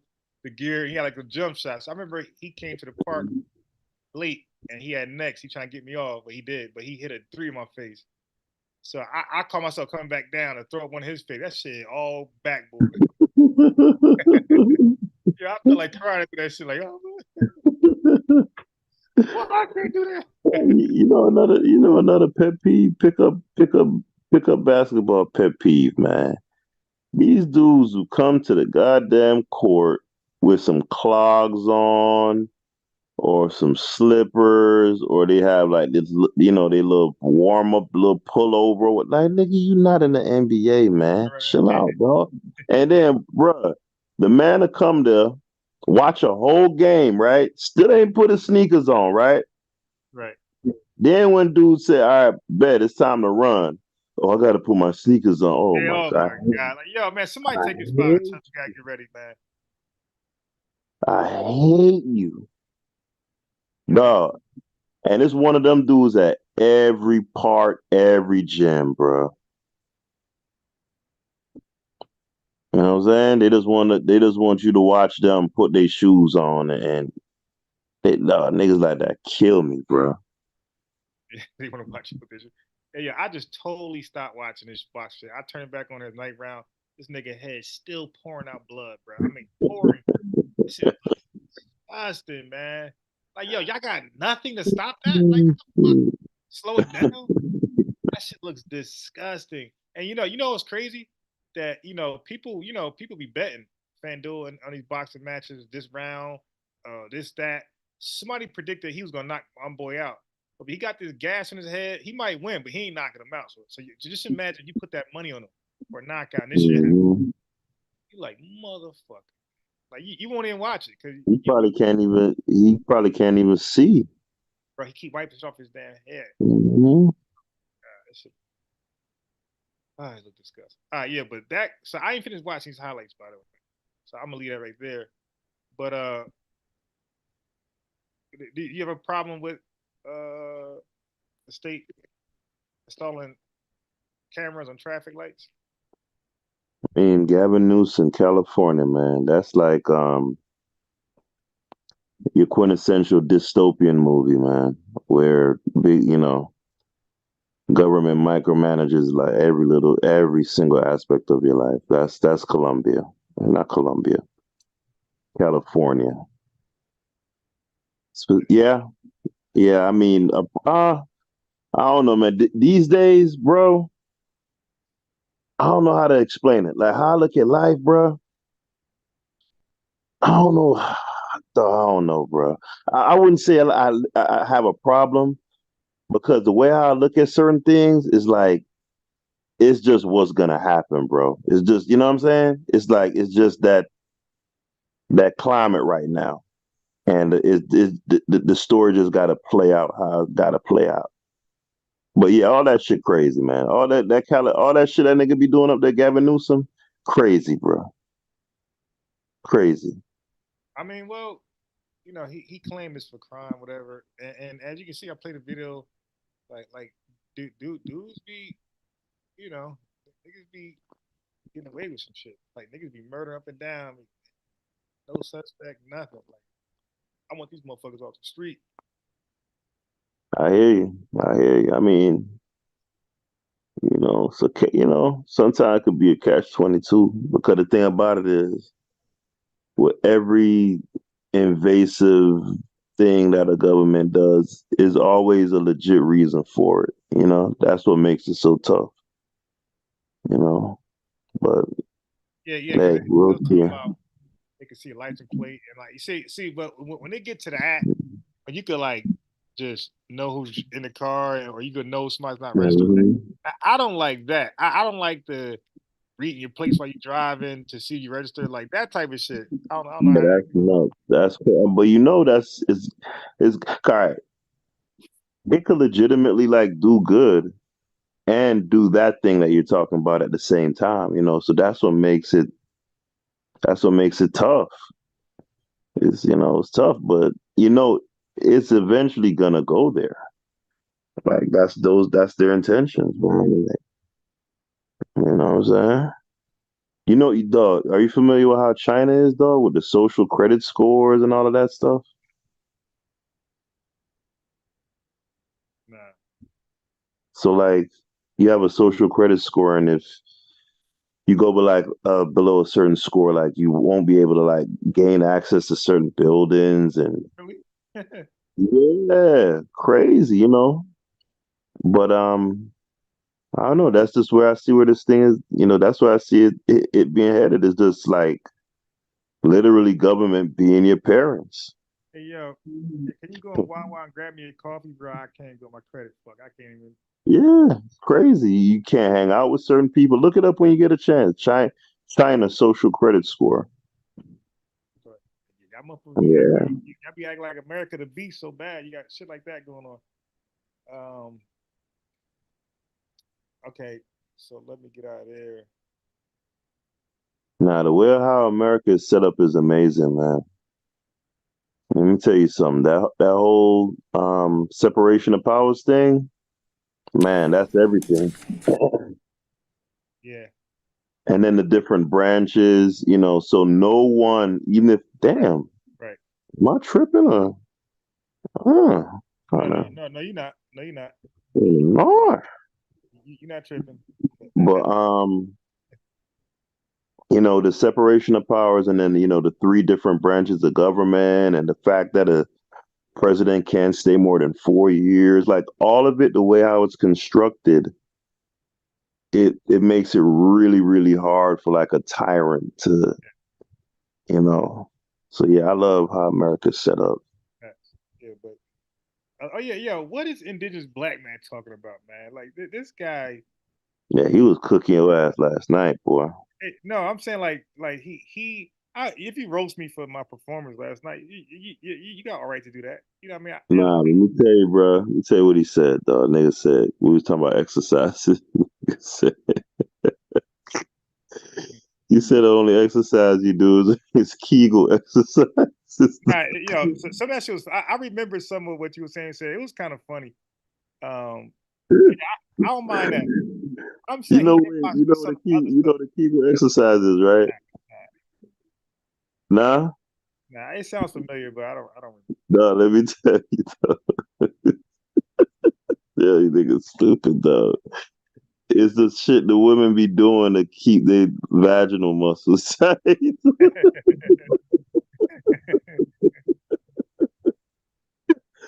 I ain't know indigenous had it on the jokes, man. Nigga, indigenous was cookie. You already know Watcher be doing what he do. Yeah. Nigga. Yeah, nah, I didn't read the comments. A lot of times I don't, especially when I'm acting like a fool. I'm definitely not gonna read the comments. So, You know, niggas be trying to get their little comment. You know what I'm It just make you go worse. So that's one thing I know. Don't read those goddamn comments. When you acting crazy online, do not read those comments. Yeah, so Nigga said, I'm disciplined not to read those shits. nigga said 5 cents a day could feed a child. Yeah, so now let me keep in mind that's not see the thing. Now, if it was like a roast session, with just me and him by ourselves in a room, I'm undefeated because I Okay. always have been. I'm undefeated. 'Cause I laugh at my own jokes, and what he's saying about me is funny to you, but it won't do nothing to me. 'Cause I heard these things. I've been through my whole entire life. So like, like those skinny jokes. All the skinny jokes. Yeah. So that now the Holocaust shit was funny. That shit was funny. That was new. Hey, who is this though? Oh yeah. So he got that off. But I was talking about something else. So he inboxed me like some weird shit, like, "Yo, man, he trying to do a presentation somewhere," and then he said, Lovejoy said that he's envy of me. So I'm like, dude, Wait. Lovejoy said what? that's what he's saying to me. Like No, Lovejoy, no, no. I didn't hear though. Repeat it again. Lovejoy said that he's using. This is what he's saying. Using me or whatever, and jealous, something like that. So I'm like, dude, Lovejoy told him that you're jealous of him, IBM. IBM jealous of me. This is what he's saying. Okay, hold on. So IBM said that Lovejoy said that IBM is jealous of me. Oh, okay. Okay. She must have said it on the panel or in the chat or something. No, dude. That's why I keep saying he said. These are allegations. They don't mean a fact. So I was like, bro, I think I consider the source. So I'm like, yo, are you sure it wasn't a different context? Nah. So I'm like, yeah, but what about the days you do come on, right? And you do good, but what about the days you come on just to like snap and go crazy and fuck up the whole show, cursing? Like, what is that? Like, that could be seen as like a sabotage. Like the live is going great, good content. You come on here cursing, killing the video. I mean, like in a tirade, like motherfucker, like like like you're joining the live with your own agenda. Man, y'all just gotta give IBM his credit, man. That's all, man. That's all. No. So it goes That's on to all IBM taught everybody yeah. everything. Okay, so that's part of the inbox too. So he said, man, you be stealing my talking points. So I'm like, So IBM swears anybody who has a YouTube channel and talks about like certain topics, they all stole their stuff from him, bro. Everybody. so I said in the inbox, I said, bro, what are you talking about? I said, bro, when you bring up a talking point, it ain't new. First of all, we done been said it 10 years ago. But when you bring it up, first of all, it stands out. Let me tell you what happens, Haskell. His talking point stands out because we're not even talking about that's why it stands out. Like, dude, we're talking about WNBA basketball, why it's failing, and you coming up with the microchip 666 mark of the beast out of nowhere. It's like, so now, and then you misrepresent what it's actually doing. So now when I go, like, that shit sound crazy. So in the background, while y'all still talking about the WNBA, I go and Google that real fast. Like, that don't mean what he just said. And then I say, hey man, IBM, what'd you say again about that? And then now he stuttering, don't want to say it, and I say it for him, and then it don't be the case. But now it's interesting though. It'd be interesting because now hey, okay, this is interesting because it means something else, but it's doing good somewhere else. So I'll talk about it the next live. Oh, you stole it. No, dude, you ain't said it right. You misrepresented it. I read it, researched it. It's interesting. I said it the correct way. And then the other thing is this. How about, so you just could talk about random shit out of the blue, and we can never talk about it because you said IBM, he a different type of cat, man. Most def. He a different type of dude, for sure. he says it. We're not allowed to ever talk about it. Yeah, IBM wow. IBM wow. So then he says to me, I start reading because he starts saying, I'm hating on him. Like, I like, dude. Okay. Nah, don't. That's why I be tripping when you be like getting mad at him, because I'm like, dog, like he say that to everybody, bro. He say everybody be stealing this stuff. Garfield, man, Asar, Mo, nigga, just name somebody in this sphere with a YouTube channel, bruh. They all stole from IBM, dog. And then he keeps No talking exception. about do a presentation. Like, dude, I seen your present. They be horrible. Like this nigga was on. He was on Apostle's channel doing it. And this was the weirdest I've seen in my life. He's on Apostle channel on three way. Apostle got a Huh? Apostle. Yeah, he's on three way. He's not even like in the Apostle got streamed. You know, this is he only calls in, so he Yeah, can't call what in is the StreamYard. they call it on a rotary phone? Like, what's going on? So what you gonna have to call him a three way and put his phone on speaker? Yeah, that shit is so like 1987, 88, nigga. That's some jail Call somebody or put this call this. What the hell? I'm like, then you can't like barely hear him. It's like, ooh. It don't matter what his presentation is about. What it's about. It's Margaret Sanger's come out of his mouth, 100%. 100%. His shit be on microchips. That's like way in the future. He's gonna bring up Margaret Sanger. 100%. Yeah, my goodness, dog. Nigga, Elon Musk stole the idea for Tesla from him. Nigga, Steve Jobs before he died. Yeah. Nigga, you name something, bro. Nigga, IBM, dog. They be stealing from that boy. He's definitely special, man. Yeah, but tomorrow I'm gonna play it's a funny debate turn that she had with a white guy. Cause you know, he was going to the whole we the Moors, we the Egyptians, all that crazy shit. And the white guy was kind of like standing on his own, man. Like, yo, he caught Tyreek with a curveball. I ain't never seen anybody catch it. I'm not gonna tell you now. I want you to catch it when he's. Of course, I'm gonna highlight it, but you might catch it though. But he caught him with the same logic Tyreek Nasheed used for like what he called tethers. The guy used it on him and caught his ass off guard, bro. That motherfucker ain't that. He was like stuck. He was stuck. It wouldn't be the first or the last time. Yeah, the white guy was holding his own, man. The white guy knew some history, bro. That boy knew some history, man.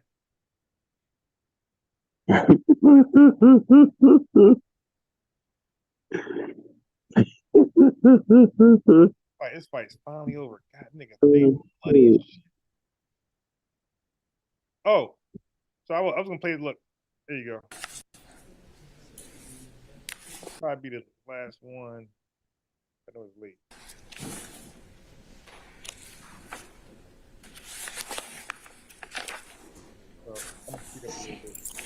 Speed it up. Ready, Your Honor? Yes, ma'am. Go right ahead.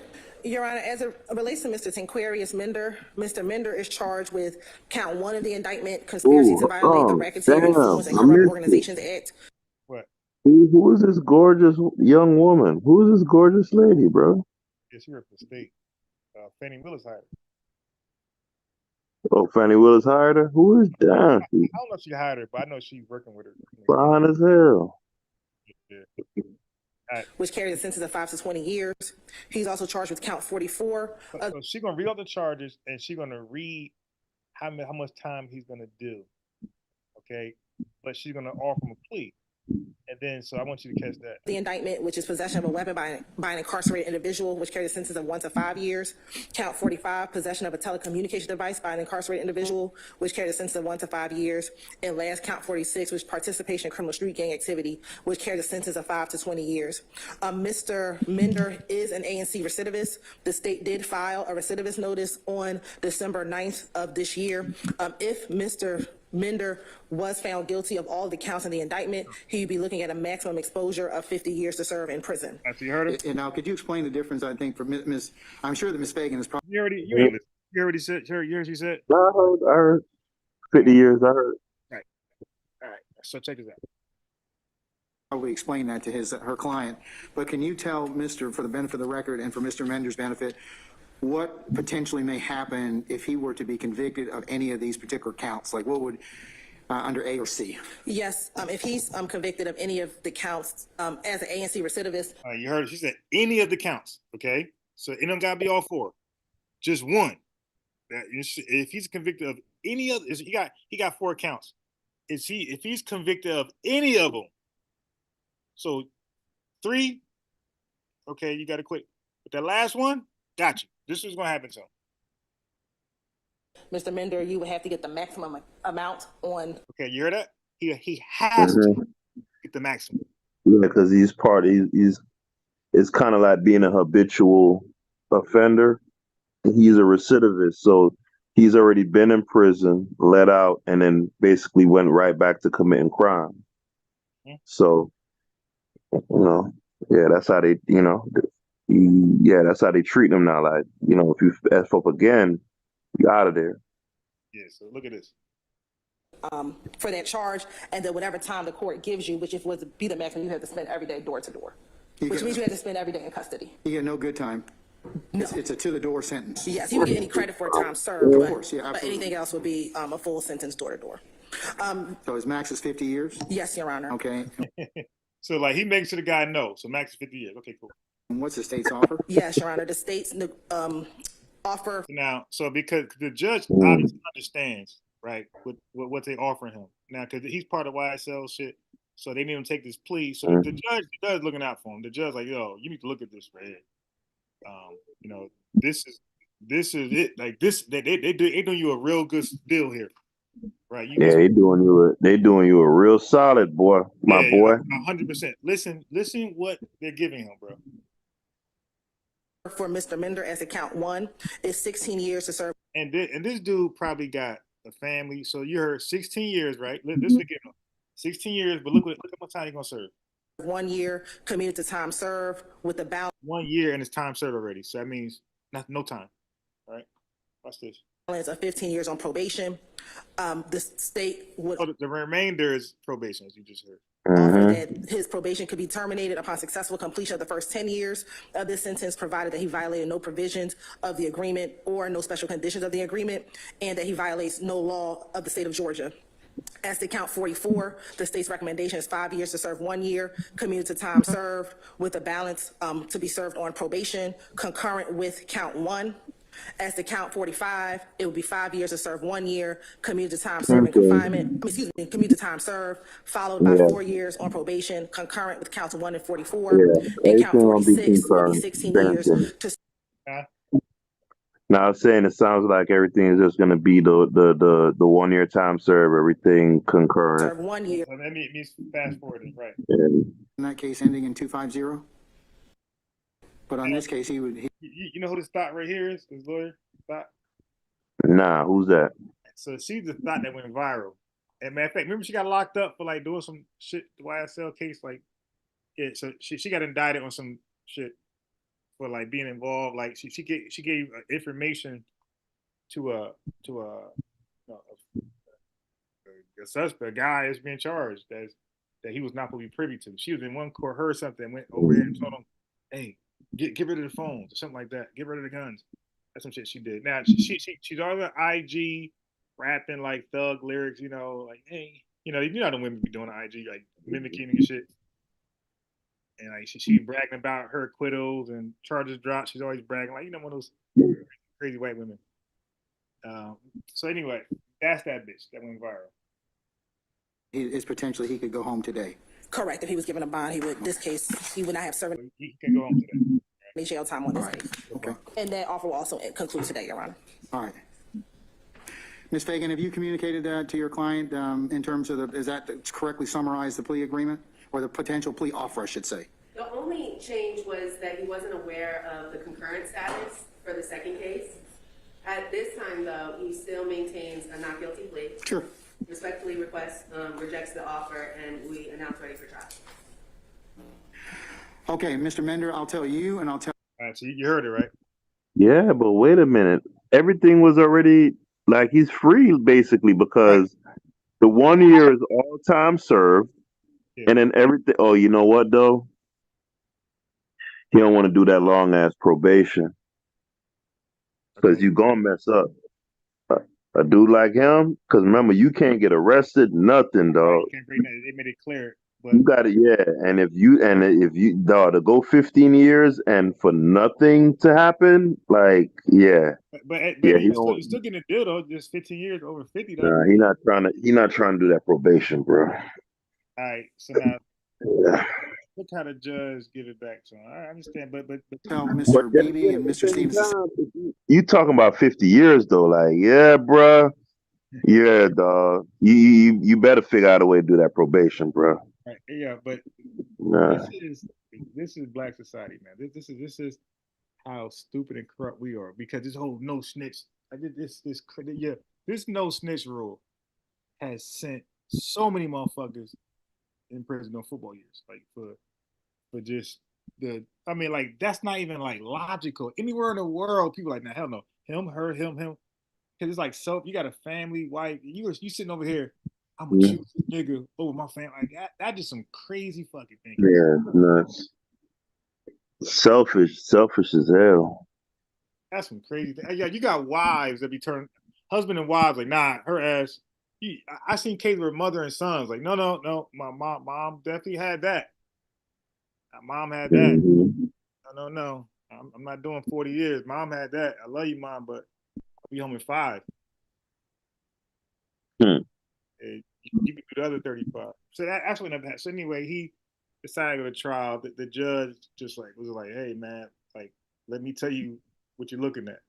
You know, because the judge just couldn't let him just do that. The judge, I mean, he allowed him to, but he let him know, like, okay, let me say this before, we move on and go to trial. Let me say this. So he let him know about trial and like, yo, shit ain't what you think it is. Like these rappers, my Jewish lawyer handle that. Like he on that type shit. Yeah, he bragging and doing all that extra stuff. Yeah, he got 4 counts. So he said, you think you're gonna? So the judge like, you think you're gonna beat all the 4 counts? And like your lawyer can't really tell you, What to do? Yeah, he just advise you. Mm-hmm. You can't really say, nah, you know what? Yeah, dude tripping. I already know how he thinking. Like he knows himself, so he knows there's no way he gonna go 16 years and not mess up. Yeah. So he knows that, but at the same time, bro, man, you got to figure something out, bro. Cause dog, you looking at 50, bro, and it's 4 counts. So even if you get off on one, like, nah, bro, you got to figure it out, bro. You got to take that probation and figure it out, bro. But that's how. But the light is really on black society. That's how corrupt we are. That the nigga don't even trust himself in black society. Like, nah, you know what? All this trouble around you, I'm done. Nah, he know what type of nigga he is, dog. He know it ain't no. But not just him. See, it's bigger than him. I'm Yeah, I saying see. Yeah. he knows where he's being dropped off at. Like he's gonna be back around a bunch of niggas like himself. That just like it's a corrupt underground like movie type shit. Like where like you just said, like criminality is like inevitable. Like where he's Yeah. from. Yeah, they love bullshit. They love You know, I can't do that because every day I roll the dice with the law. So that's just not a good look for me. That's just some weird shit. That's some weird shit to admit to. Like, yeah, nah. Every day, there's a new opportunity to fuck up. So I'm just gonna go to trial on this one. Which I'll be Yeah, it's crazy. Yeah, it's crazy. But again, too, though, to be fair, if you get arrested, that could violate your probation, right? And that could happen, you know, something like that could happen with, being completely outside of your control. Bro, how about he just, which I know is going to, it's just like rocket Mhm. science, this motherfucker. Like, how about, bro, just get a fucking job, do OT, and come home, bro. Like, you don't have, when you're working, when you're working 12-hour shifts, man, dude, you're not getting in no trouble. Because when you get home, you too fucking tired. You're not getting in trouble when you're working and doing overtime. The trouble got to find you. Yeah. But I'm saying it could be something as simple as, because he a hood dude, he messed with one of them crazy hood chicks. So you get in a little argument or whatever. She called the police, make some shit up. Now you're getting arrested. You know what I'm saying? Shit like that. Well, so you better go ahead and find a Becky or some shit. Don't even. hmm But dog, it be some dudes. Cause dog, I be looking at somebody like when King Von first blew up. I like, yeah, this a hood ass nigga because dog. Normally when a dude blow up, he gonna use his money or whatever to get him something nice as far as a woman, right? Dude went and got with that Asian dog chick, bruh. That dog, that I'm like, dog. yeah, but that let me know that's just, you know what I'm saying? That's what he feel comfortable with. That's him. Like, he can't be with no chick that goes to pumpkin patches and knit sweaters and she can't do that shit. Yeah. That's how you know a dude is like deep in the in that hood mentality, bruh. Yeah, but that's a polite way that we're putting it. Right? Don't forget, like there's another perspective in that hood. Like people call that animalistic. Like we need law and order. Like so people like look at that little like we're like involved in it to a degree. So we like kind of like to reinterpret it and make sense out of it somehow. But Mm-hmm. society like nah, like that ain't no normal shit. Yeah, it's not, but they the ones created that though. Nah, So they just wanna drop the hammer. here we go. No, nah, I'm not with that. I'm never gonna co-sign now. If somebody presents a imminent threat to life, to society, like what I'm saying, you have to. But this idea that these people are just like scourged to be purged, I'm not going with that. Especially, I'm not doing that. Just for you then. So what's the solution? All right, so niggas keep falling for it. So now with this conspiracy, okay. So the me no bad government, the government is out here trying to kill black folks. Okay, and they're putting crack in your neighborhood, dropping off guns and crates, and niggas like, you know what? Let me take this crack. The crap thing that's a bona fide fact. I mean, you know that. Look, you're missing what I'm saying though. You could drop crack near me all you want, nigga. I'm not selling that to nobody. You could drop off guns near me. I'm not using one to kill nobody. So okay, so I'm not going to become a criminal because you're putting unlawful things around. Okay, so here's the thing. The thing is, just because it's there doesn't mean you're supposed to take it and make a life out of it. Because when you make that choice, people are saying that's what makes you below IQ or below this, below that. They're saying because you did it. They're saying reputable people with some type of intelligence, look at that, say, hey, let me call the cops. What the fuck is this over here? Like they don't go, let me sell this, let me get rich and die trying. Like that's not what you do. But this shit keeps. So what you're saying, I won't even argue that. I'll take that, put it in evidence for this case. It's like okay, but that shit keep happening. 70s, 80s, 90s, 2000. DJ Focus, the music. Okay, yeah. Okay, so we're doing that. We're taking music and we are behind the lyrics. We're sell drugs, kill, blah, blah, and we're doing it. It's like, when does this don't work no more? So if what you're saying is true, when does this one trick pony stop working? Yeah, I mean, it's kind of like it's just the analogy that most immediately comes to mind. So don't take too much out of it. But it's kind of like one time I was on Garfield talking about Bill Gates helping Africa, by giving them vaccines and stuff like that. And I'm like, dude, you're worth $100 billion. You could literally build the infrastructure in across the entire continent that would, get the economic engines like really rolling. Like, so if his intent was like true and honest, like you would see more of those type of things. Even if you want to say vaccines are viable and whatever, you would see the vaccines and some actual real development. So I say that to say this.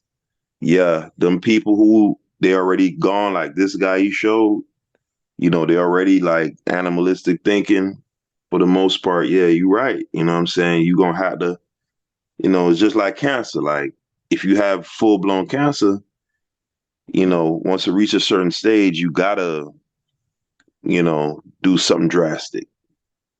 But at the same time, go ahead. That wasn't really it. I wasn't really focused on him. I'm done with him. I'm going off what you just said. Like they're this is bona fide. They're doing this. So that means that if you drop crack, free base, if you drop guns, there's something about black people that they know. Okay, we do it to them, nobody else, but we do it to them. They're definitely gonna kill each other with this shit.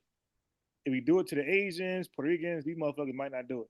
But some with these sicko black folks, if we drop this shit over there, if we pitch welfare, all this shit, if we just pitch it to them, hook, line, sinker. Like this is the fish for this ocean right here.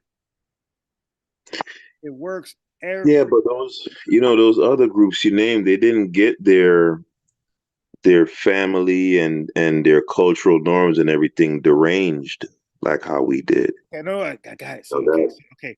So that's why we're more kind of more, Okay, so now good. So we're not normal, right? No, not at all. Definitely not. Right.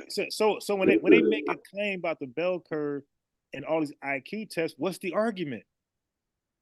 Well, the bell curve and IQ test, that's arguing that it's something innate as opposed to something that. So wait. All right. So let's amend it. So, right. Everybody don't argue the same thing, right? Some people say, so you say, hey man, like these people are conditioned this way. Okay. Remember that bottom line? But the bottom line is that they're conditioned this way. So so now we got a problem because they got a problem. And then because they're conditioned this way, they're gonna behave this way. Right. Me and you are tracking so far.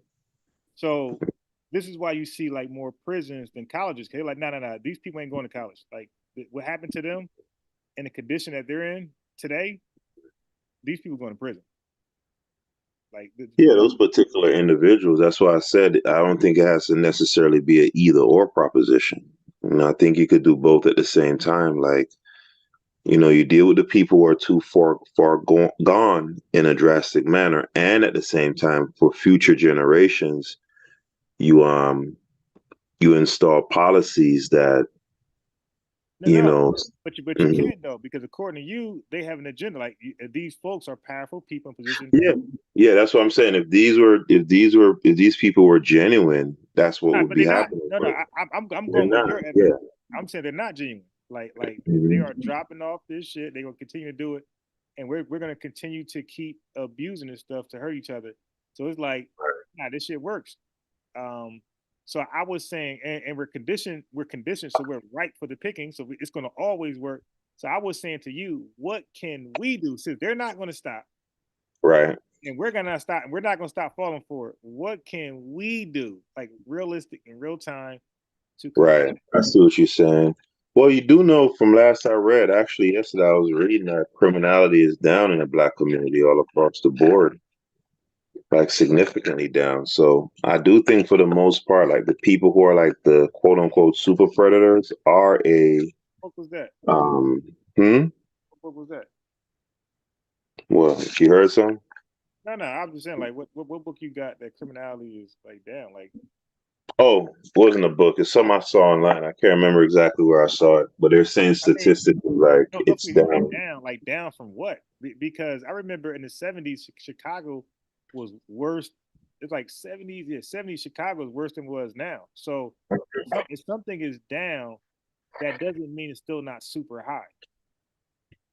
You know, cause like the stock market, it goes up there, up there, up down. So a stock can like fall, but it's not like it's not gonna, hit the bottom. It dips sometimes and it goes back up. So we might be in stock terms, we might just be in a dip. Hey, love join the house. Pull up, mama. Yeah, so we might just be in a dip in stock terms. It's really not no improvement. We're just dipping just to go back up higher. Nah, I feel you. I most definitely feel you on that. And like, I didn't click the thing like when I had seen it. no, you could be right, but I'm just saying, like, how about? No, I'm saying is I never got into like the details. You feel me? Yeah. It's just like a little headline or something that I saw. Because it can So be I don't because when you look at Black society now, like, know. right, at first it was like the thugs, the gangbangers, like killing. Yeah, bro, it's down to everybody now. Like everybody, just the simple argument. Take your spot. Yo, one dude, bro. One dude.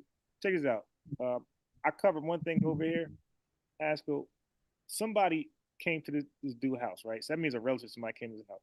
But they invited one of their friends that he don't know. But he looked like, you with him? Okay, you cool with me. That's like me coming to your crib and I got my boy. You gonna be like, yeah, I don't know this motherfucker, but what's up?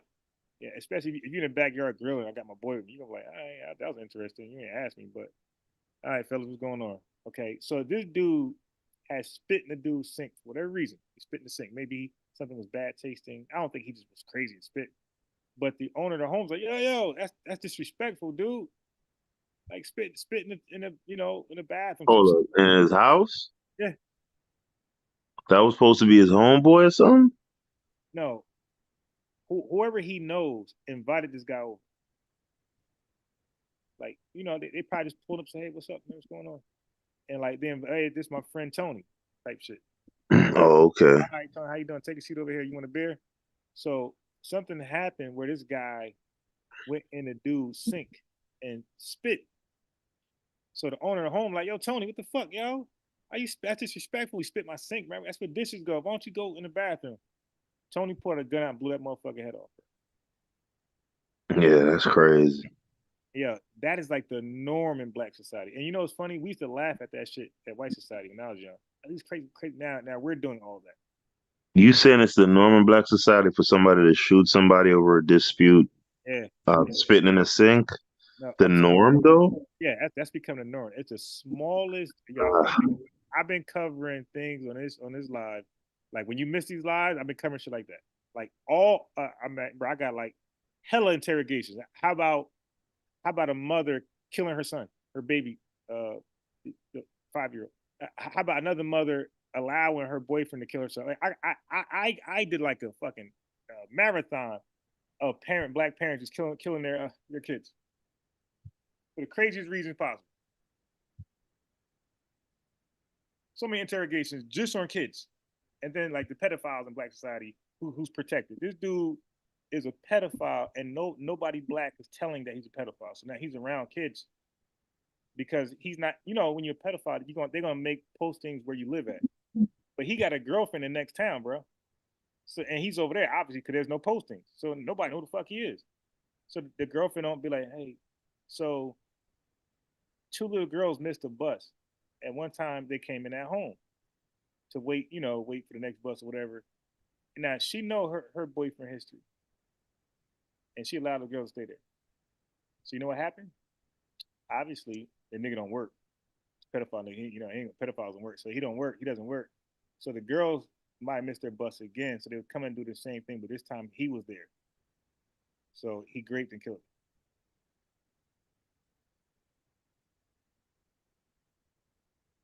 Man, I can't believe it's midnight, bro. Time be flying, man.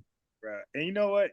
Somebody said that because like normally when you get older, that's what older people usually say. Time is flying. Young people feel it. But somebody explained why time is flying for everybody. They said because we got so much shit to do. Like devices. We got so much shit to do that time is flying For for real. everybody. Like, look at all my tabs, bro. I can't even get to these. Hey, because I ain't gonna lie, it does seem like you can never get, like when you wake up in the morning and you think about, oh yeah, I'm gonna do this, I'm gonna accomplish this. It seems like you never accomplish but 20% of what you set out to do. It's crazy. And that does not can, but that does become depressing. Yeah, but it's like it always seems like there's just so much to do, bro. All right, I was talking. I forgot who I was talking to the other night. Like I was cooking, and I was just saying I was saying to the person like, just this act of cooking alone. Oh, it was my cousin. I was telling her like, dog, just me having to cook, right? Let's say I had a woman who was like, you could build with. Cause that shit is over with. That whole idea of building, that shit over with. That's like some old 80s, 90s shit, right? Fairy tale, make you feel good type shit. So like I was saying to him, like, if I had that, I could literally delegate that to my wife or whoever, and then, that hour I'd use to read or try to do something, productive or whatever.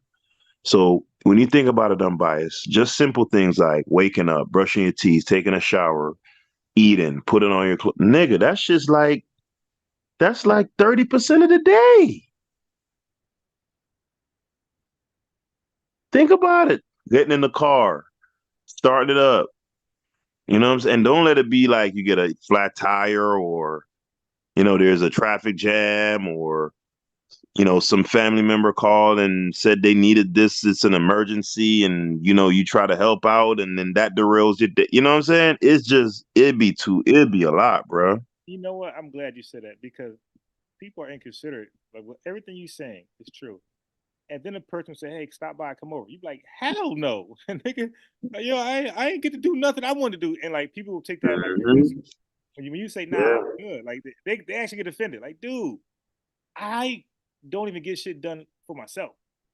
Mm-hmm. I feel bad, so I'm gonna go hang out with you, knowing what's on the back of my mind. Like, damn, nigga, I ain't got shit done. Okay, so that ain't gonna No, bro. Even all right. You as a bachelor, well, you're a bachelor, right? Are you? Yeah. Right. So I mentioned the cooking thing, bro. Dog, what about just cleaning, making your bed, organize, washing your clothes, folding your clothes, nigga. All that shit, nigga, is time consuming as hell. Yeah, that's why Cleaning the bathroom, like, bruh. Let's say you like to dress up nice. You wear some white kicks out. Now your kicks done got smudged up. Nigga, that's 25 minutes right there cleaning that. You know what I'm saying? Little shit. Be little. And then you got your son, let's say he's crying or something, and you gotta, you know what I'm saying? Like, yeah, bro, this shit tough, man. Shit tough, man. Time is like time is a funny thing, bro. Time is a funny thing, bro. Cause dog, you'll look up like, what the fuck? And you know what? Time is not. People don't respect your time. Like for example, like when you call somebody's phone and they pick up, like, bro, they're dedicating 30, 40 minutes of their time to talk to you. Like, and they really don't want to do that. They got shit to do. Mm-hmm. It's like, yo, you should be thankful people pick up the phone and talk to you rather than like, damn, nigga, then he call right back. Call right. Like, what you doing, man? I don't want to talk today. Dog. Oh my God, bro. The people who don't have any sort of self-awareness whatsoever. Who was it the other day called my phone like 11? Oh, it was my little cousin from Jamaica, my female cousin, bro. Like, bro, if I don't pick up the first 7 times, why would you keep calling me like 11, 12? Like, what the hell, bro? Then you sending text messages like back to back to like what the I'm biased. I about cussed that little girl out, bro. Take messages back to back.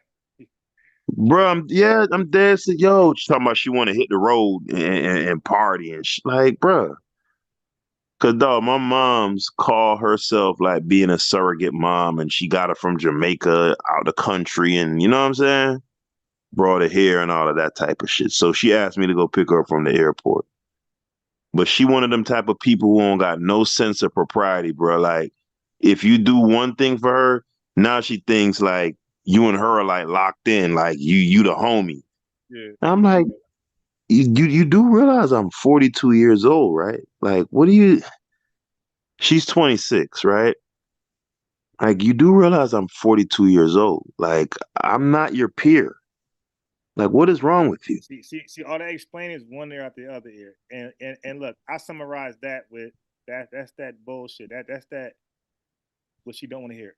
It's like I told Sue Peace, it's just the bottom line. Can you do it or not? Cousin, no, fuck you. Like they don't care about your 42 and you got they don't care. It's can you do it, yes or no? And once they hear no, I will go to hell. Yeah. I mean, that's what it is. And they don't even have, like I said, they so oblivious, unbiased. Like, I'm getting mad, right? Because I'm not even answering none of the questions. I'm not answering nothing. Like, I'm just looking like you are crazy as cat shit. Number one, I don't know you. When I went to pick you up from the airport was the first time that I had met you in life. In life. Right? I drop you to my OG crib. You over there.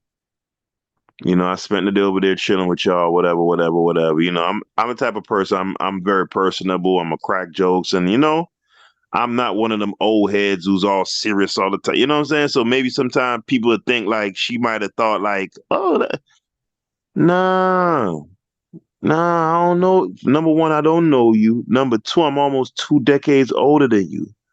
If you call my phone 2 times and I don't answer, that means I'm not available. I'm not trying to talk. Don't call my phone like another like that's disrespectful as fuck. You know what? And then you texting back to back to back to back. And then look, unbiased, when I explain it to her, like, hey, bro, like, don't do that, man. I don't know you. I'm not your home. I'm not your little, your parents used to, I'm not one of your little friends. Yeah. I'm not one of your little friends, bro. Yeah, that's disrespect. Why y'all going, sir? Why you acting like that? Like, I mean, all I ask if you want to, go out on the road and part, like, though they have no kind of. She talking about me partying with her, unbiased. Like she dead serious. Let's go hit the club. What? Are you crazy? She crazy. Yeah, if you call my phone too many times, see what's gonna happen is that I am gonna pick up, and I'm gonna be listening, and you better have some emergency shit to tell me. Because if you say, "Hey man, did you see Brunsky score 61?" I'm hanging up on you. And I'm gonna block you for my friends will tell you. I'm gonna block you for 2 weeks. Like I'm known to block. Like niggas be like, "You gay block me." I'm blocking you, nigga. I'm blocking you for 2 weeks. Doing that crazy shit. I'm definitely gonna block you. I pick that phone up. I'm mad now. Like if I pick up, I'm mad. Trust me, I'm mad as fuck. I'm not happy. So it better be some important shit. And once you say, "Hey, Brunson scored 61," click, and I'm blocking. I'm telling you, I'm gonna block you for 2 weeks. Like, and I see you in person. Hey, what's up, man? But I'm still not unblocking you. Like, hey, what's up? What's up, bro? Yeah, he scored 61. That shit crazy. You stay in block for 2 weeks. That's a fact. I'm quick to block him up. That's funny. Yeah, man, shit crazy, bruh. Bruh, I'm telling you, dog. I had got so hot, bruh. Dog, why this little girl, right? I had her do a retwist for me, right? And before I did the retwist, she had told me to grab this thing called a crocheting needle, right? All right, boom. I got the wrong one. So, bro, I had just finished hooping, right? You hear me? Yeah. I had just finished hooping, but like the last year and a half, I'd been working like 6 hours, 6 days a week, 16 hours, doing like physical labor. So like when I hoop lately, Like my body got to get loosened back up. So like lately when I hoop, especially if I hoop outside, I'm biased, bro. I'm feeling it, bro. Like everything hurts. You feel me? The sore, like I can't even like bend over, like you know what I'm saying? Mhm. So when I got the wrong thing, I went in the house. I said, "Hey man, just," I told her like, "Look, just grab mom car and go pick it up." So I asked my mom, right? Like, so no, the girl, my cousin was like, "Oh man, I'm scared to ask her. Can you ask her for me?" So I said, "Hey mom, can you let what's the name hold your car?"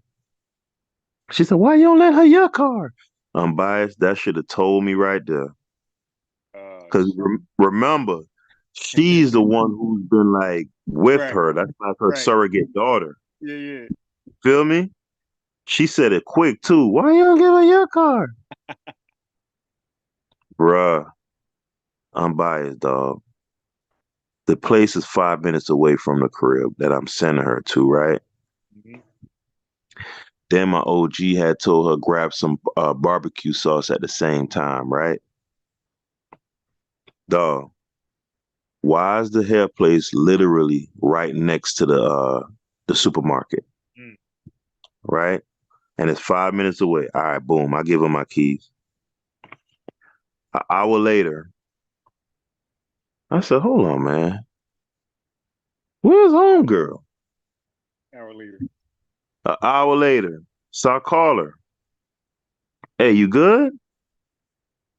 "Oh yeah, I'm good. I had to pick up barbecue sauce for Auntie Pat." I'm biased. I just took a deep breath, bro. I just took a deep breath, bro. Hour later.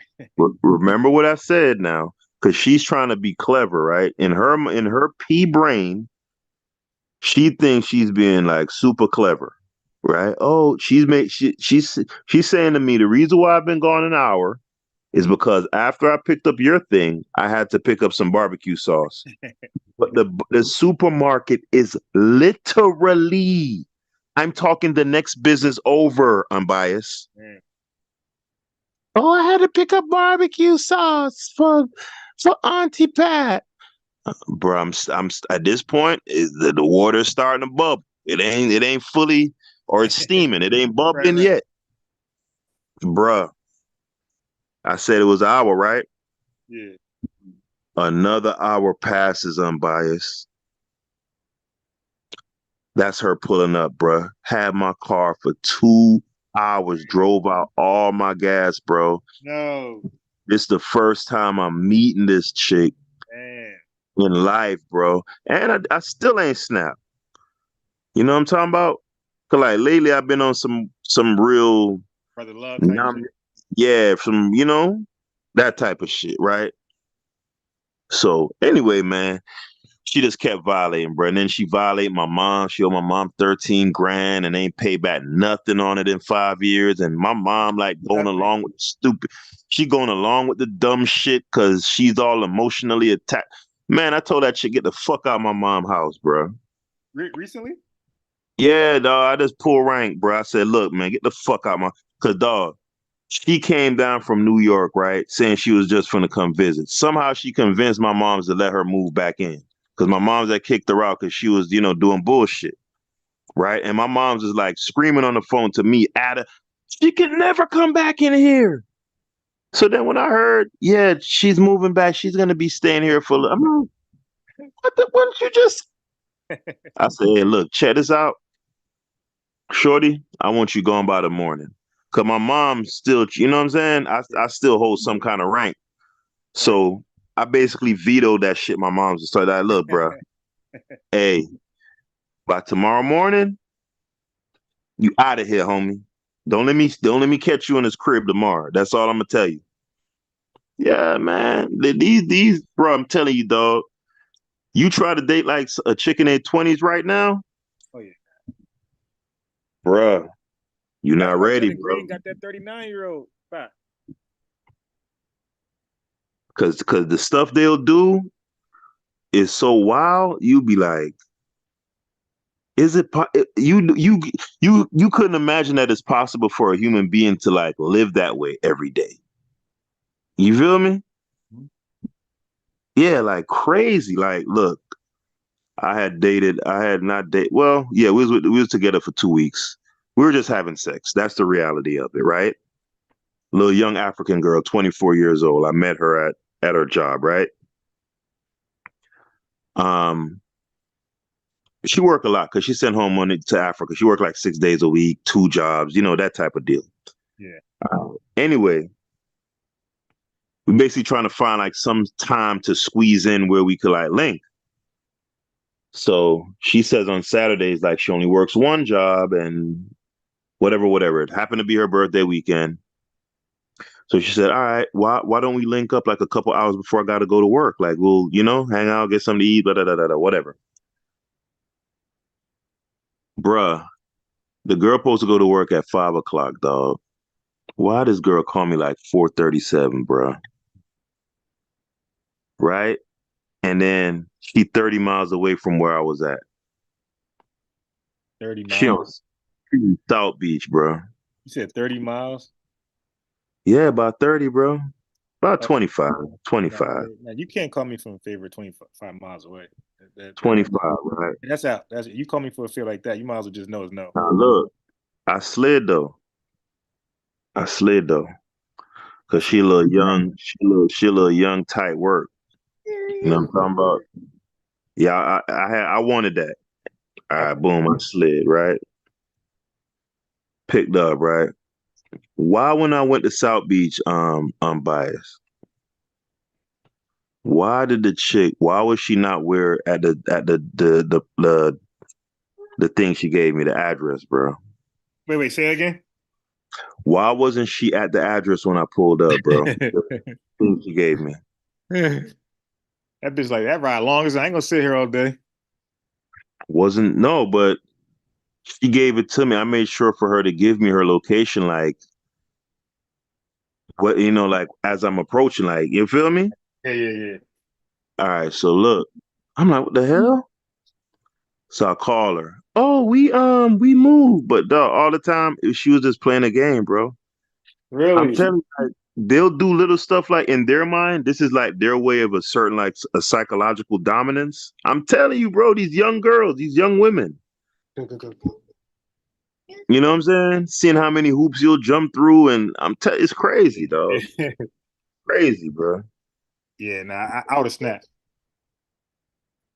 Like, Yeah, that's my point right there. The old me would have snapped, but for Yeah, I one, was completely like I lost. said, I'm trying to be this old Harry Krishna nigga. I'm trying to float up out of here and shit. Yeah. Hey, that nigga that's one of the funniest shit Aunt be said, dog. That nigga Aunt be having me rolling when he say that shit, dog. He said nigga be trying to float up out of here. Yeah. You know what I'm saying?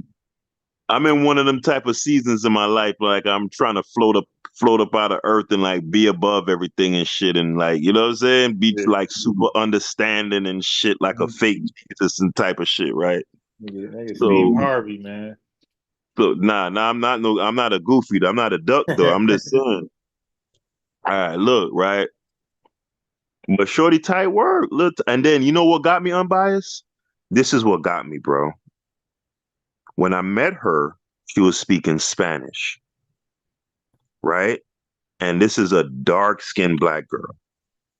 So, like, Fatima Diame, the long jumper. Yeah. She's from Spain, but her family's from Senegal. All right, this girl is that complexion, right? Yeah. Now, for my business, I've been looking for a woman that's bilingual to like, because I'm in South Florida. So when I met her, she's young, she's attractive, and then she's told me she was from Africa. So I'm like, damn, that's what's up. Then she's like, she was speaking Spanish. I'm like, how are you speaking Spanish? So she was like, she said it's her native, that's like the native tongue of her country. Wait, she's from Panamanian, man. No, she's from a country called Equatorial Guinea. And that's actually their national language is Spanish. Like, it tripped me out. So I was kind of open, bro. I ain't gonna lie. I was kind of open. I was open. Nigga, like, yo, so what size of your finger? Yeah, that type of shit. I'm like, this might be, you know what I'm saying? Let me see if I could, you know. So I was trying to Nigga, get that tinfoil. Who sent you? Yeah, bro. I ain't gonna lie. I was feeling like that for real. And I told Leo, I told Stu Pease that like I felt like the shit was like some destiny shit, like God put her here for me type of shit. You know what I'm saying? Yeah, because you know I love dark skinned, super dark skinned women. You know, and then she's young, tight work. You know what I'm saying? Then you speak Spanish on top of all of that. Oh yeah, So I was is she a team player? not at all. Dang. Not at all. Nah, we was over with it. We was over with in like a week and a half, bro. Yeah, like I reached a breaking because the thing that she did on South Beach, that tended to be a recurring pattern, bro. Oh, yeah. Yeah, so yeah, I ended up snapping, bro. Yeah, bro, man, I knew I was crazy when I was used to hook up, get a date, hook up, you know, a date. I ain't meet her yet. Hooked up online, set a date, go out to eat. Man, bro, it'd be my fault. I forget how bad I am looking for addresses while I'm driving. Cause you know, at this time, bro, I'm talking about a time where I was like 20 something, like early 20s. So there is no none of that GPS shit, nigga. Like you better print that shit out from Yahoo Maps or some shit, right? And all our phones were prepaid. Ain't nobody had no damn unlimited nothing. So as I'm driving, bro, I forgot to ask this bitch, like, turn the fucking light on. So now I'm driving up and down. Now I got the phone in my hand and prepaid. I can easily just call her, right? But it's wasting minutes. I'm like, wait, this bitch said I'm gonna make up address 376. Where the fuck? All these houses, they all dark. Yeah, you can. Yeah, you know. Yeah. So I'm like, this bitch don't call me back. Like, and I've been like going for a good 30 minutes. I'm on my way, bro. She don't call back or nothing. Like, so I'm like, you know what? So now, bro, I'm boiling. She said, man, fuck this bitch. I'm going home. So I get down. She ain't call. I gets all the way home. The bitch finally called. Where you at? So you ain't noticed I was missing for like 45 minutes? I said I'm on my way. It takes 15 minutes to get there. It's 45. What you mean where I'm at? Like, so like I'm trying to play cool. What you mean where I'm at? Like, I'm home. Like y'all went out there, your light off, you don't call nothing, you want to call now when I'm home. Oh nah. And I just fucking, man, you never call me fucking again. Like I just snapped in that building. Don't ever call me again. Yeah, I done that a lot, man. If I look for your house, I can't find you. It could be a friend. I'm going. You ask for a ride, you give me your address, and it's dark, and I can't. I'm out. I'm out. Like you tell me exactly how to get there. Like you need this fucking ride. Tell me what house look like. Yeah. But again, I'm telling you, if you pay attention, I can't say that for that particular young lady, but you know, young women will do things like that to see just how many hoops you're willing to go through for them. You know, they're silly like that. Yeah. So the only way I can tolerate that is I'll be on some like R. Kelly shit. I'll be like, you know what? You gonna make up for this shit. You piss on her? I ain't gonna do that because that ain't my style. But I'm gonna do something crazy like that shit though. But I'm be like, you know what? Yeah, you gonna make up for this shit.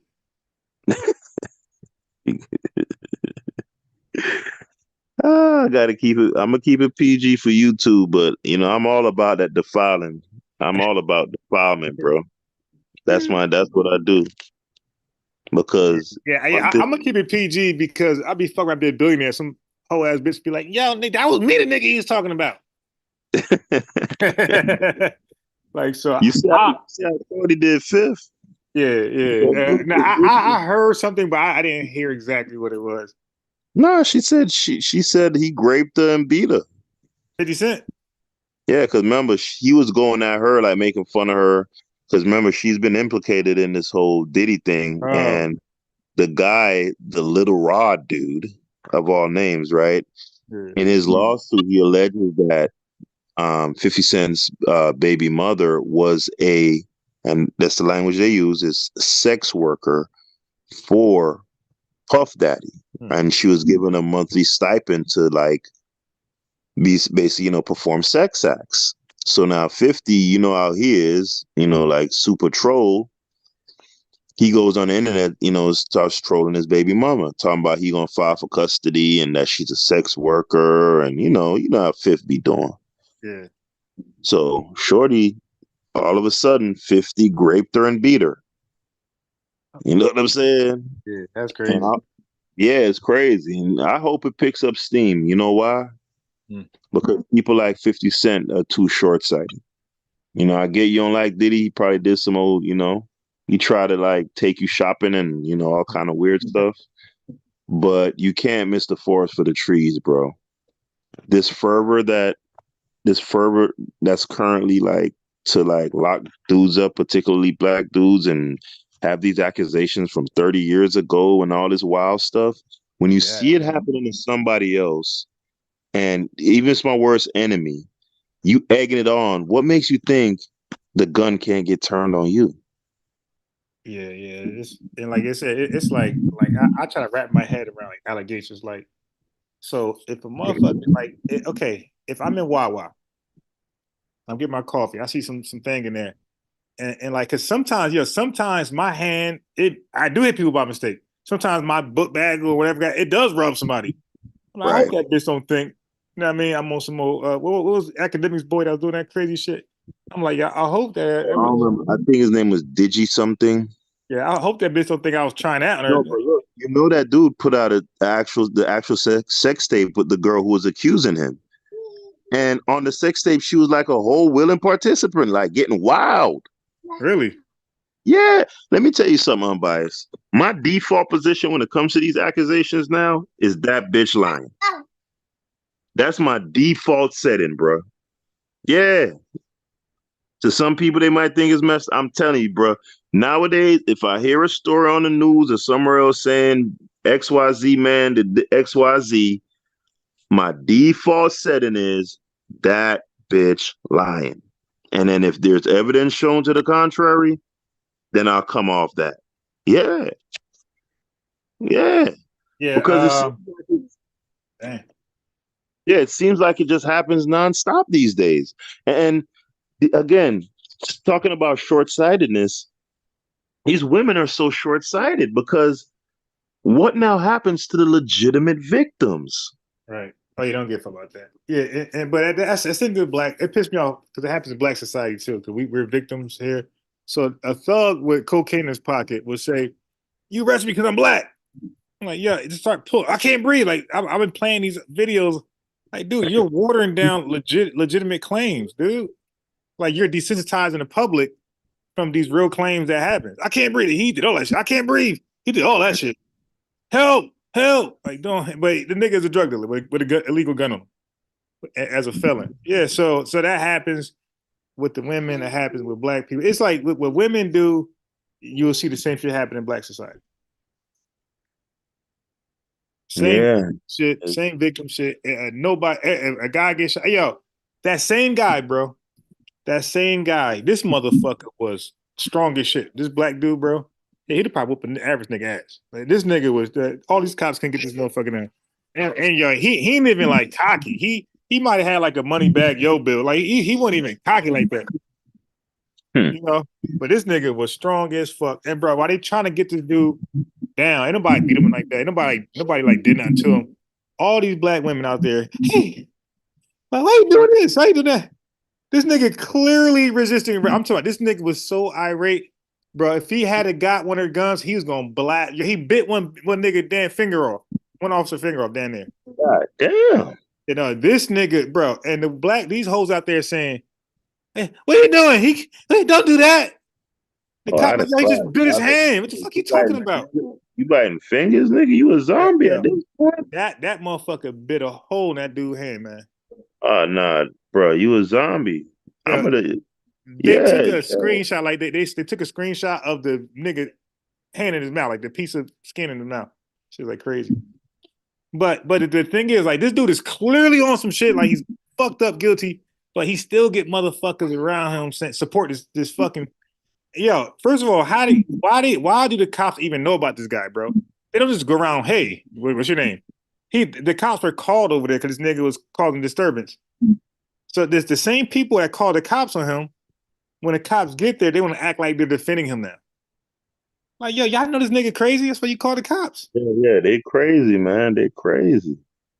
But they don't. They just looking for him to get locked up. But bro, if you biting people's fingers off, bro, you a whole zombie, bro. Like at that point, even me who advocate for our people, strenuously, yeah, bro. I'm gonna have to clap you, bro.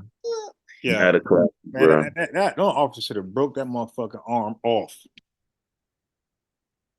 Yeah, bro. I was the one that shot that. But dog, you could at least try to swing on the officer. Like do something like normal. You biting fingers off, bro? What is that? That's not it. That's not even human, bro. What is that, dog? Nah, I'm clapping, bro.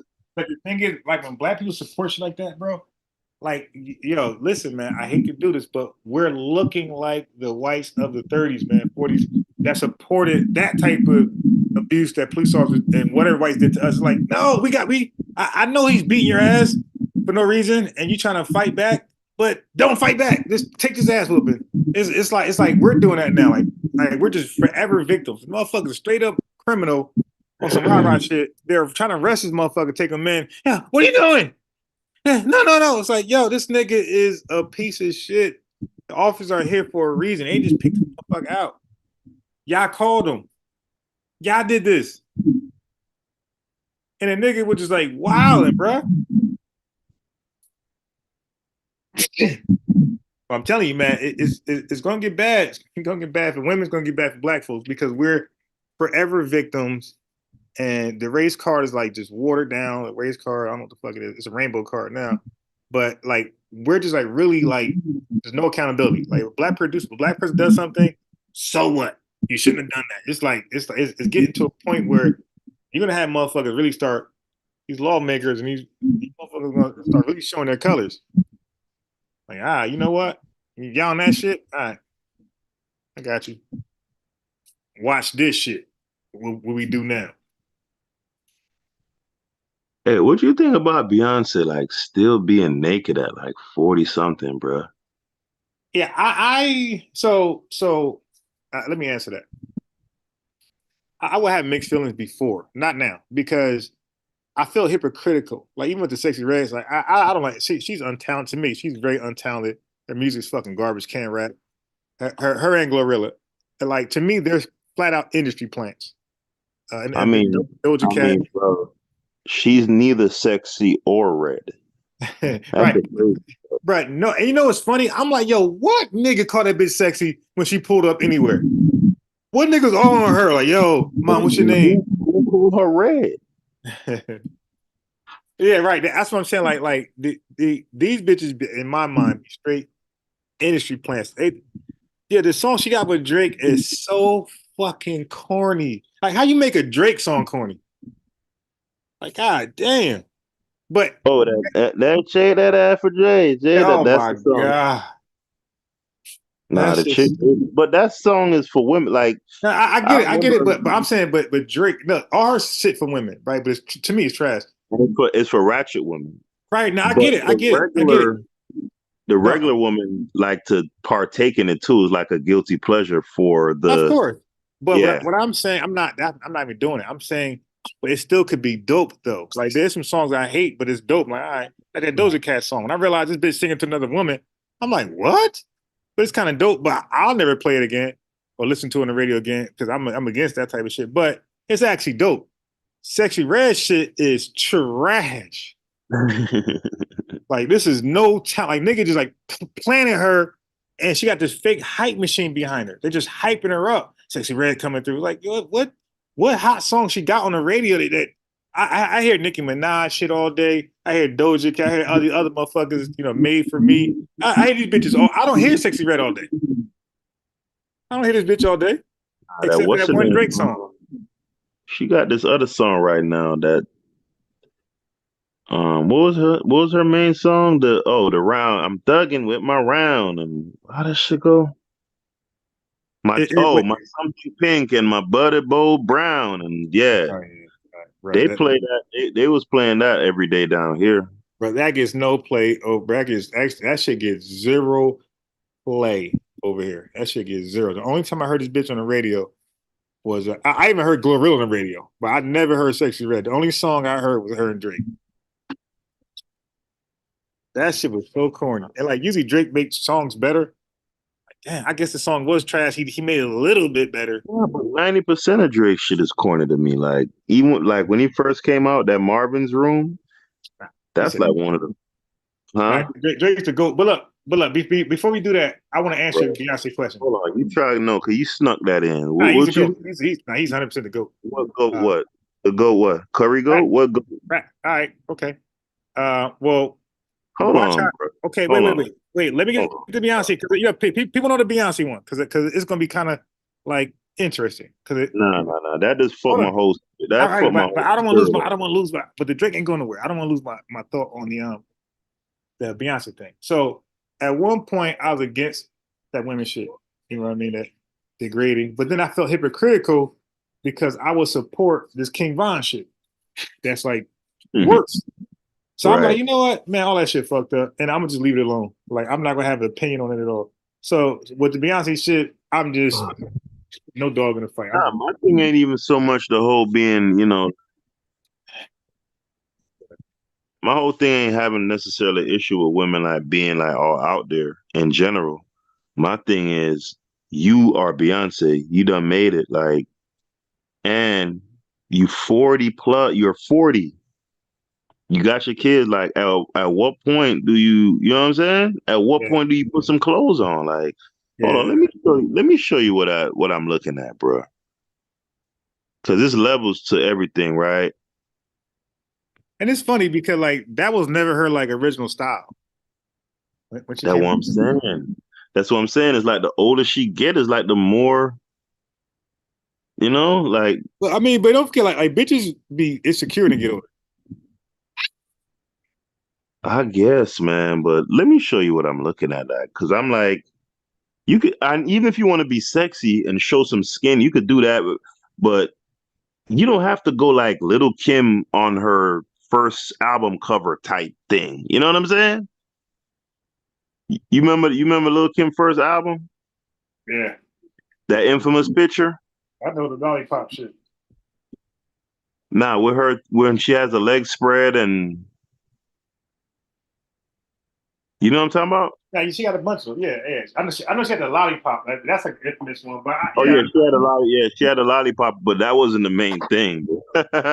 It's what was going down below was what everybody who I know was focused on. You know what I'm talking about? They saying that thing, you know, that thing fat. But yeah, that's what I'm saying. You could show skin, but you shouldn't be spread eagle at 40, bruh.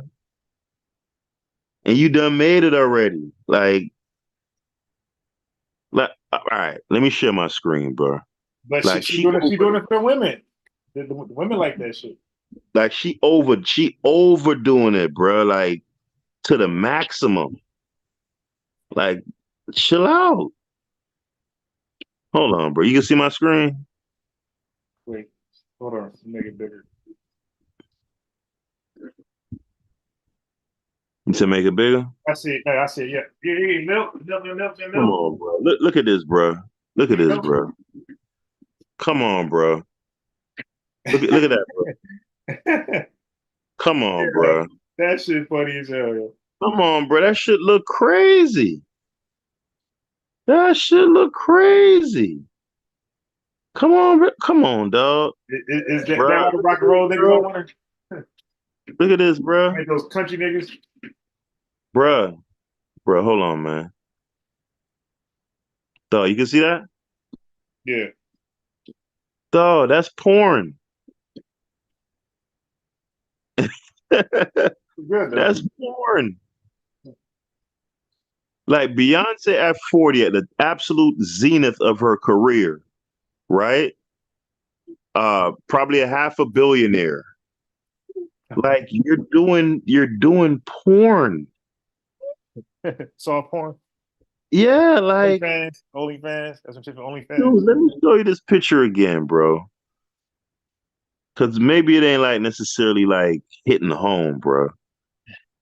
Look how she got that hard thing I'm over her. desensitized. I'm gonna start using that shit. I'm desensitized to these. Hey, I'm used to shit like that. Yeah. You seeing this on the screen? Yeah.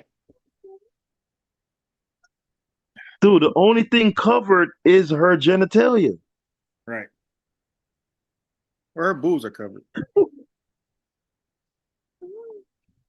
Barely. Hold on. Wait. You know what I'm saying? And I'm not like a super like prudish dude who like, all right, you know what I'm saying? Nah. But come on, bro. You know what I'm saying? I know some in these days and times, a lot of time women gotta do that to get their foot in the door and that type of but you Beyonce. You Beyonce, you could literally do what you want right now. Yeah. Like Beyonce don't have to do that. She ain't gotta do it, bro. Dog, Sexy. Beyonce could come out in a goddamn snuggie. Nah, in a Muslim garment, everything covered. Bro, her fans are gonna eat that shit up. It don't matter what she do, bro. She's Beyonce. So you saying Sexy Red should be compelled to do that shit, not Beyonce. Yeah, somebody trying to get their foot in the door. Even though I don't necessarily agree with that either. Like I would prefer for people to actually value talent, but but okay, whatever. The times are the times, I get it. But for a 40-year-old who literally doesn't need to do it at all, like it's weird. It's super weird. Yeah. It's like OD in it. I guess because she's still, I guess she probably looking like, yeah, I still look good, so I'm gonna keep. She looks amazing. She looks great, but that's not the. I mean, like I said, you could wear the sexy stuff. Why do you need to be spread eagle? Why can I like literally make out the lips on your vagina? Like that's crazy. That's definitely porn. That's definitely that's some shit that you'll see on OnlyFans, bro. I know, cause I didn't pay for OnlyFans shit. Yeah, That's crazy, bro. Crazy. Legs spread out. Ass. Did you see the one with her ass cheeks out? yeah. That's what I laughed at. That shit was funny. Like what is going on right now, bro? Yeah, like, are you trying to become a model? Like, bro, I'm trying to picture Aretha Franklin on stage with her butt cheeks out. I just can't picture it, bro. You know what I'm saying? It just seemed crazy to me. Like I'm trying to picture Whitney Houston. Now you see why Jay-Z be doing this thing on the side. Like, yeah, bitch, are you wild? Because I'm sure he be saying, yo, cover up, man. Like, no. Bruh, imagine seeing Patti LaBelle, nigga, ass cheeks just out, bruh. Nigga, Anita Baker. You know what I'm saying? Like, what the hell? We love. Like, Anita, what are you doing? Yeah, like, what is that for? Hey, listen, and don't get me wrong. This is a weird thing about men that women won't get, right? Like a woman will hear me saying this and think like I'm like some super conservative who wants to like enforce Sharia law in the US. And nah, listen, I'm looking at the pictures now. I'm liking what I'm seeing. Right. Don't ever get that part twisted. You hear me? But I'm just saying.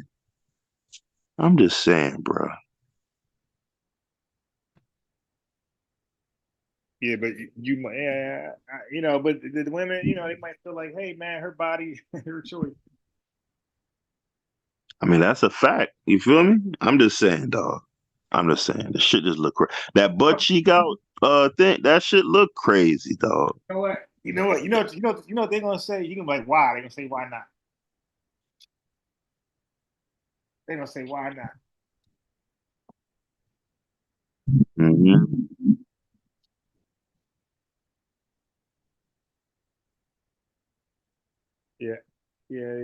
Yeah, so that's why I'm like, yeah, I guess. Cause they're gonna say, all right, well, shit, you support King Von, nigga. He a real serial killer. Yeah, he killing motherfucker, and you ain't complaining about his I ass. mean, Her ass out. that's a card. I mean, look, nobody's saying that you're to be thrown in a wood chipper for having your ass cheeks out. Again, I'm just saying. That's it. Nothing more, nothing less, bro. It's weird. It's corny. It's weird. It's weird as hell. Like I said, dog, just imagine Aretha Franklin, bro, like when she was young and whatever. Just, spread eagle. I could literally see her the lips of her genitalia. Like, it's weird. It's weird. All right, now let's get to the goats. So you want to argue the goats? This man said Drake the GOAT, dog. Yeah. So you want to I'm argue? just saying, a nigga that made a song about calling a woman to tell her that she can do better than her boyfriend. Well, got it. I'm just saying you can be better. Corny. Oh yeah, I'm Like, not saying all his songs are like. Hey, no, nigga, 95% of that nigga shit is cornball shit, bruh. you are bugging. Bruh, and it's little sassy girl shit. Like, um, you that Nice for What song? You really go, girl. It ain't nothing. When That song was hot.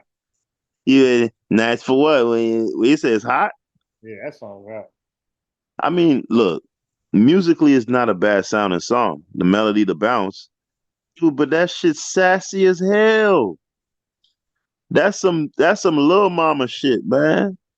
Wait, so It's how it's a little mama song, huh? Chris Brown be kind of doing that. Like Chris Brown, ladies right now, he sound like kind of crazy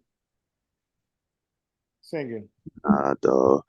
It's another song that Drake had back in the day too, that was popular. Where he's like, damn, I forgot how that shit go. I mean, I do like his verse on Forever. I thought he was like, because back Hey, then niggas you was didn't still cherry like pick trying to, two songs that and one was dope, and you nah, bro, he the goat. nah. He the goat. This shit, dog. I gotta get off this panel, dog. Hey, bro, I'm going to sleep, man. It's 1 o'clock, dog. All right. I'll holler at you tomorrow, bro. Your ass trip. We had this goat conversation. To be continued. To be continued, man. All right.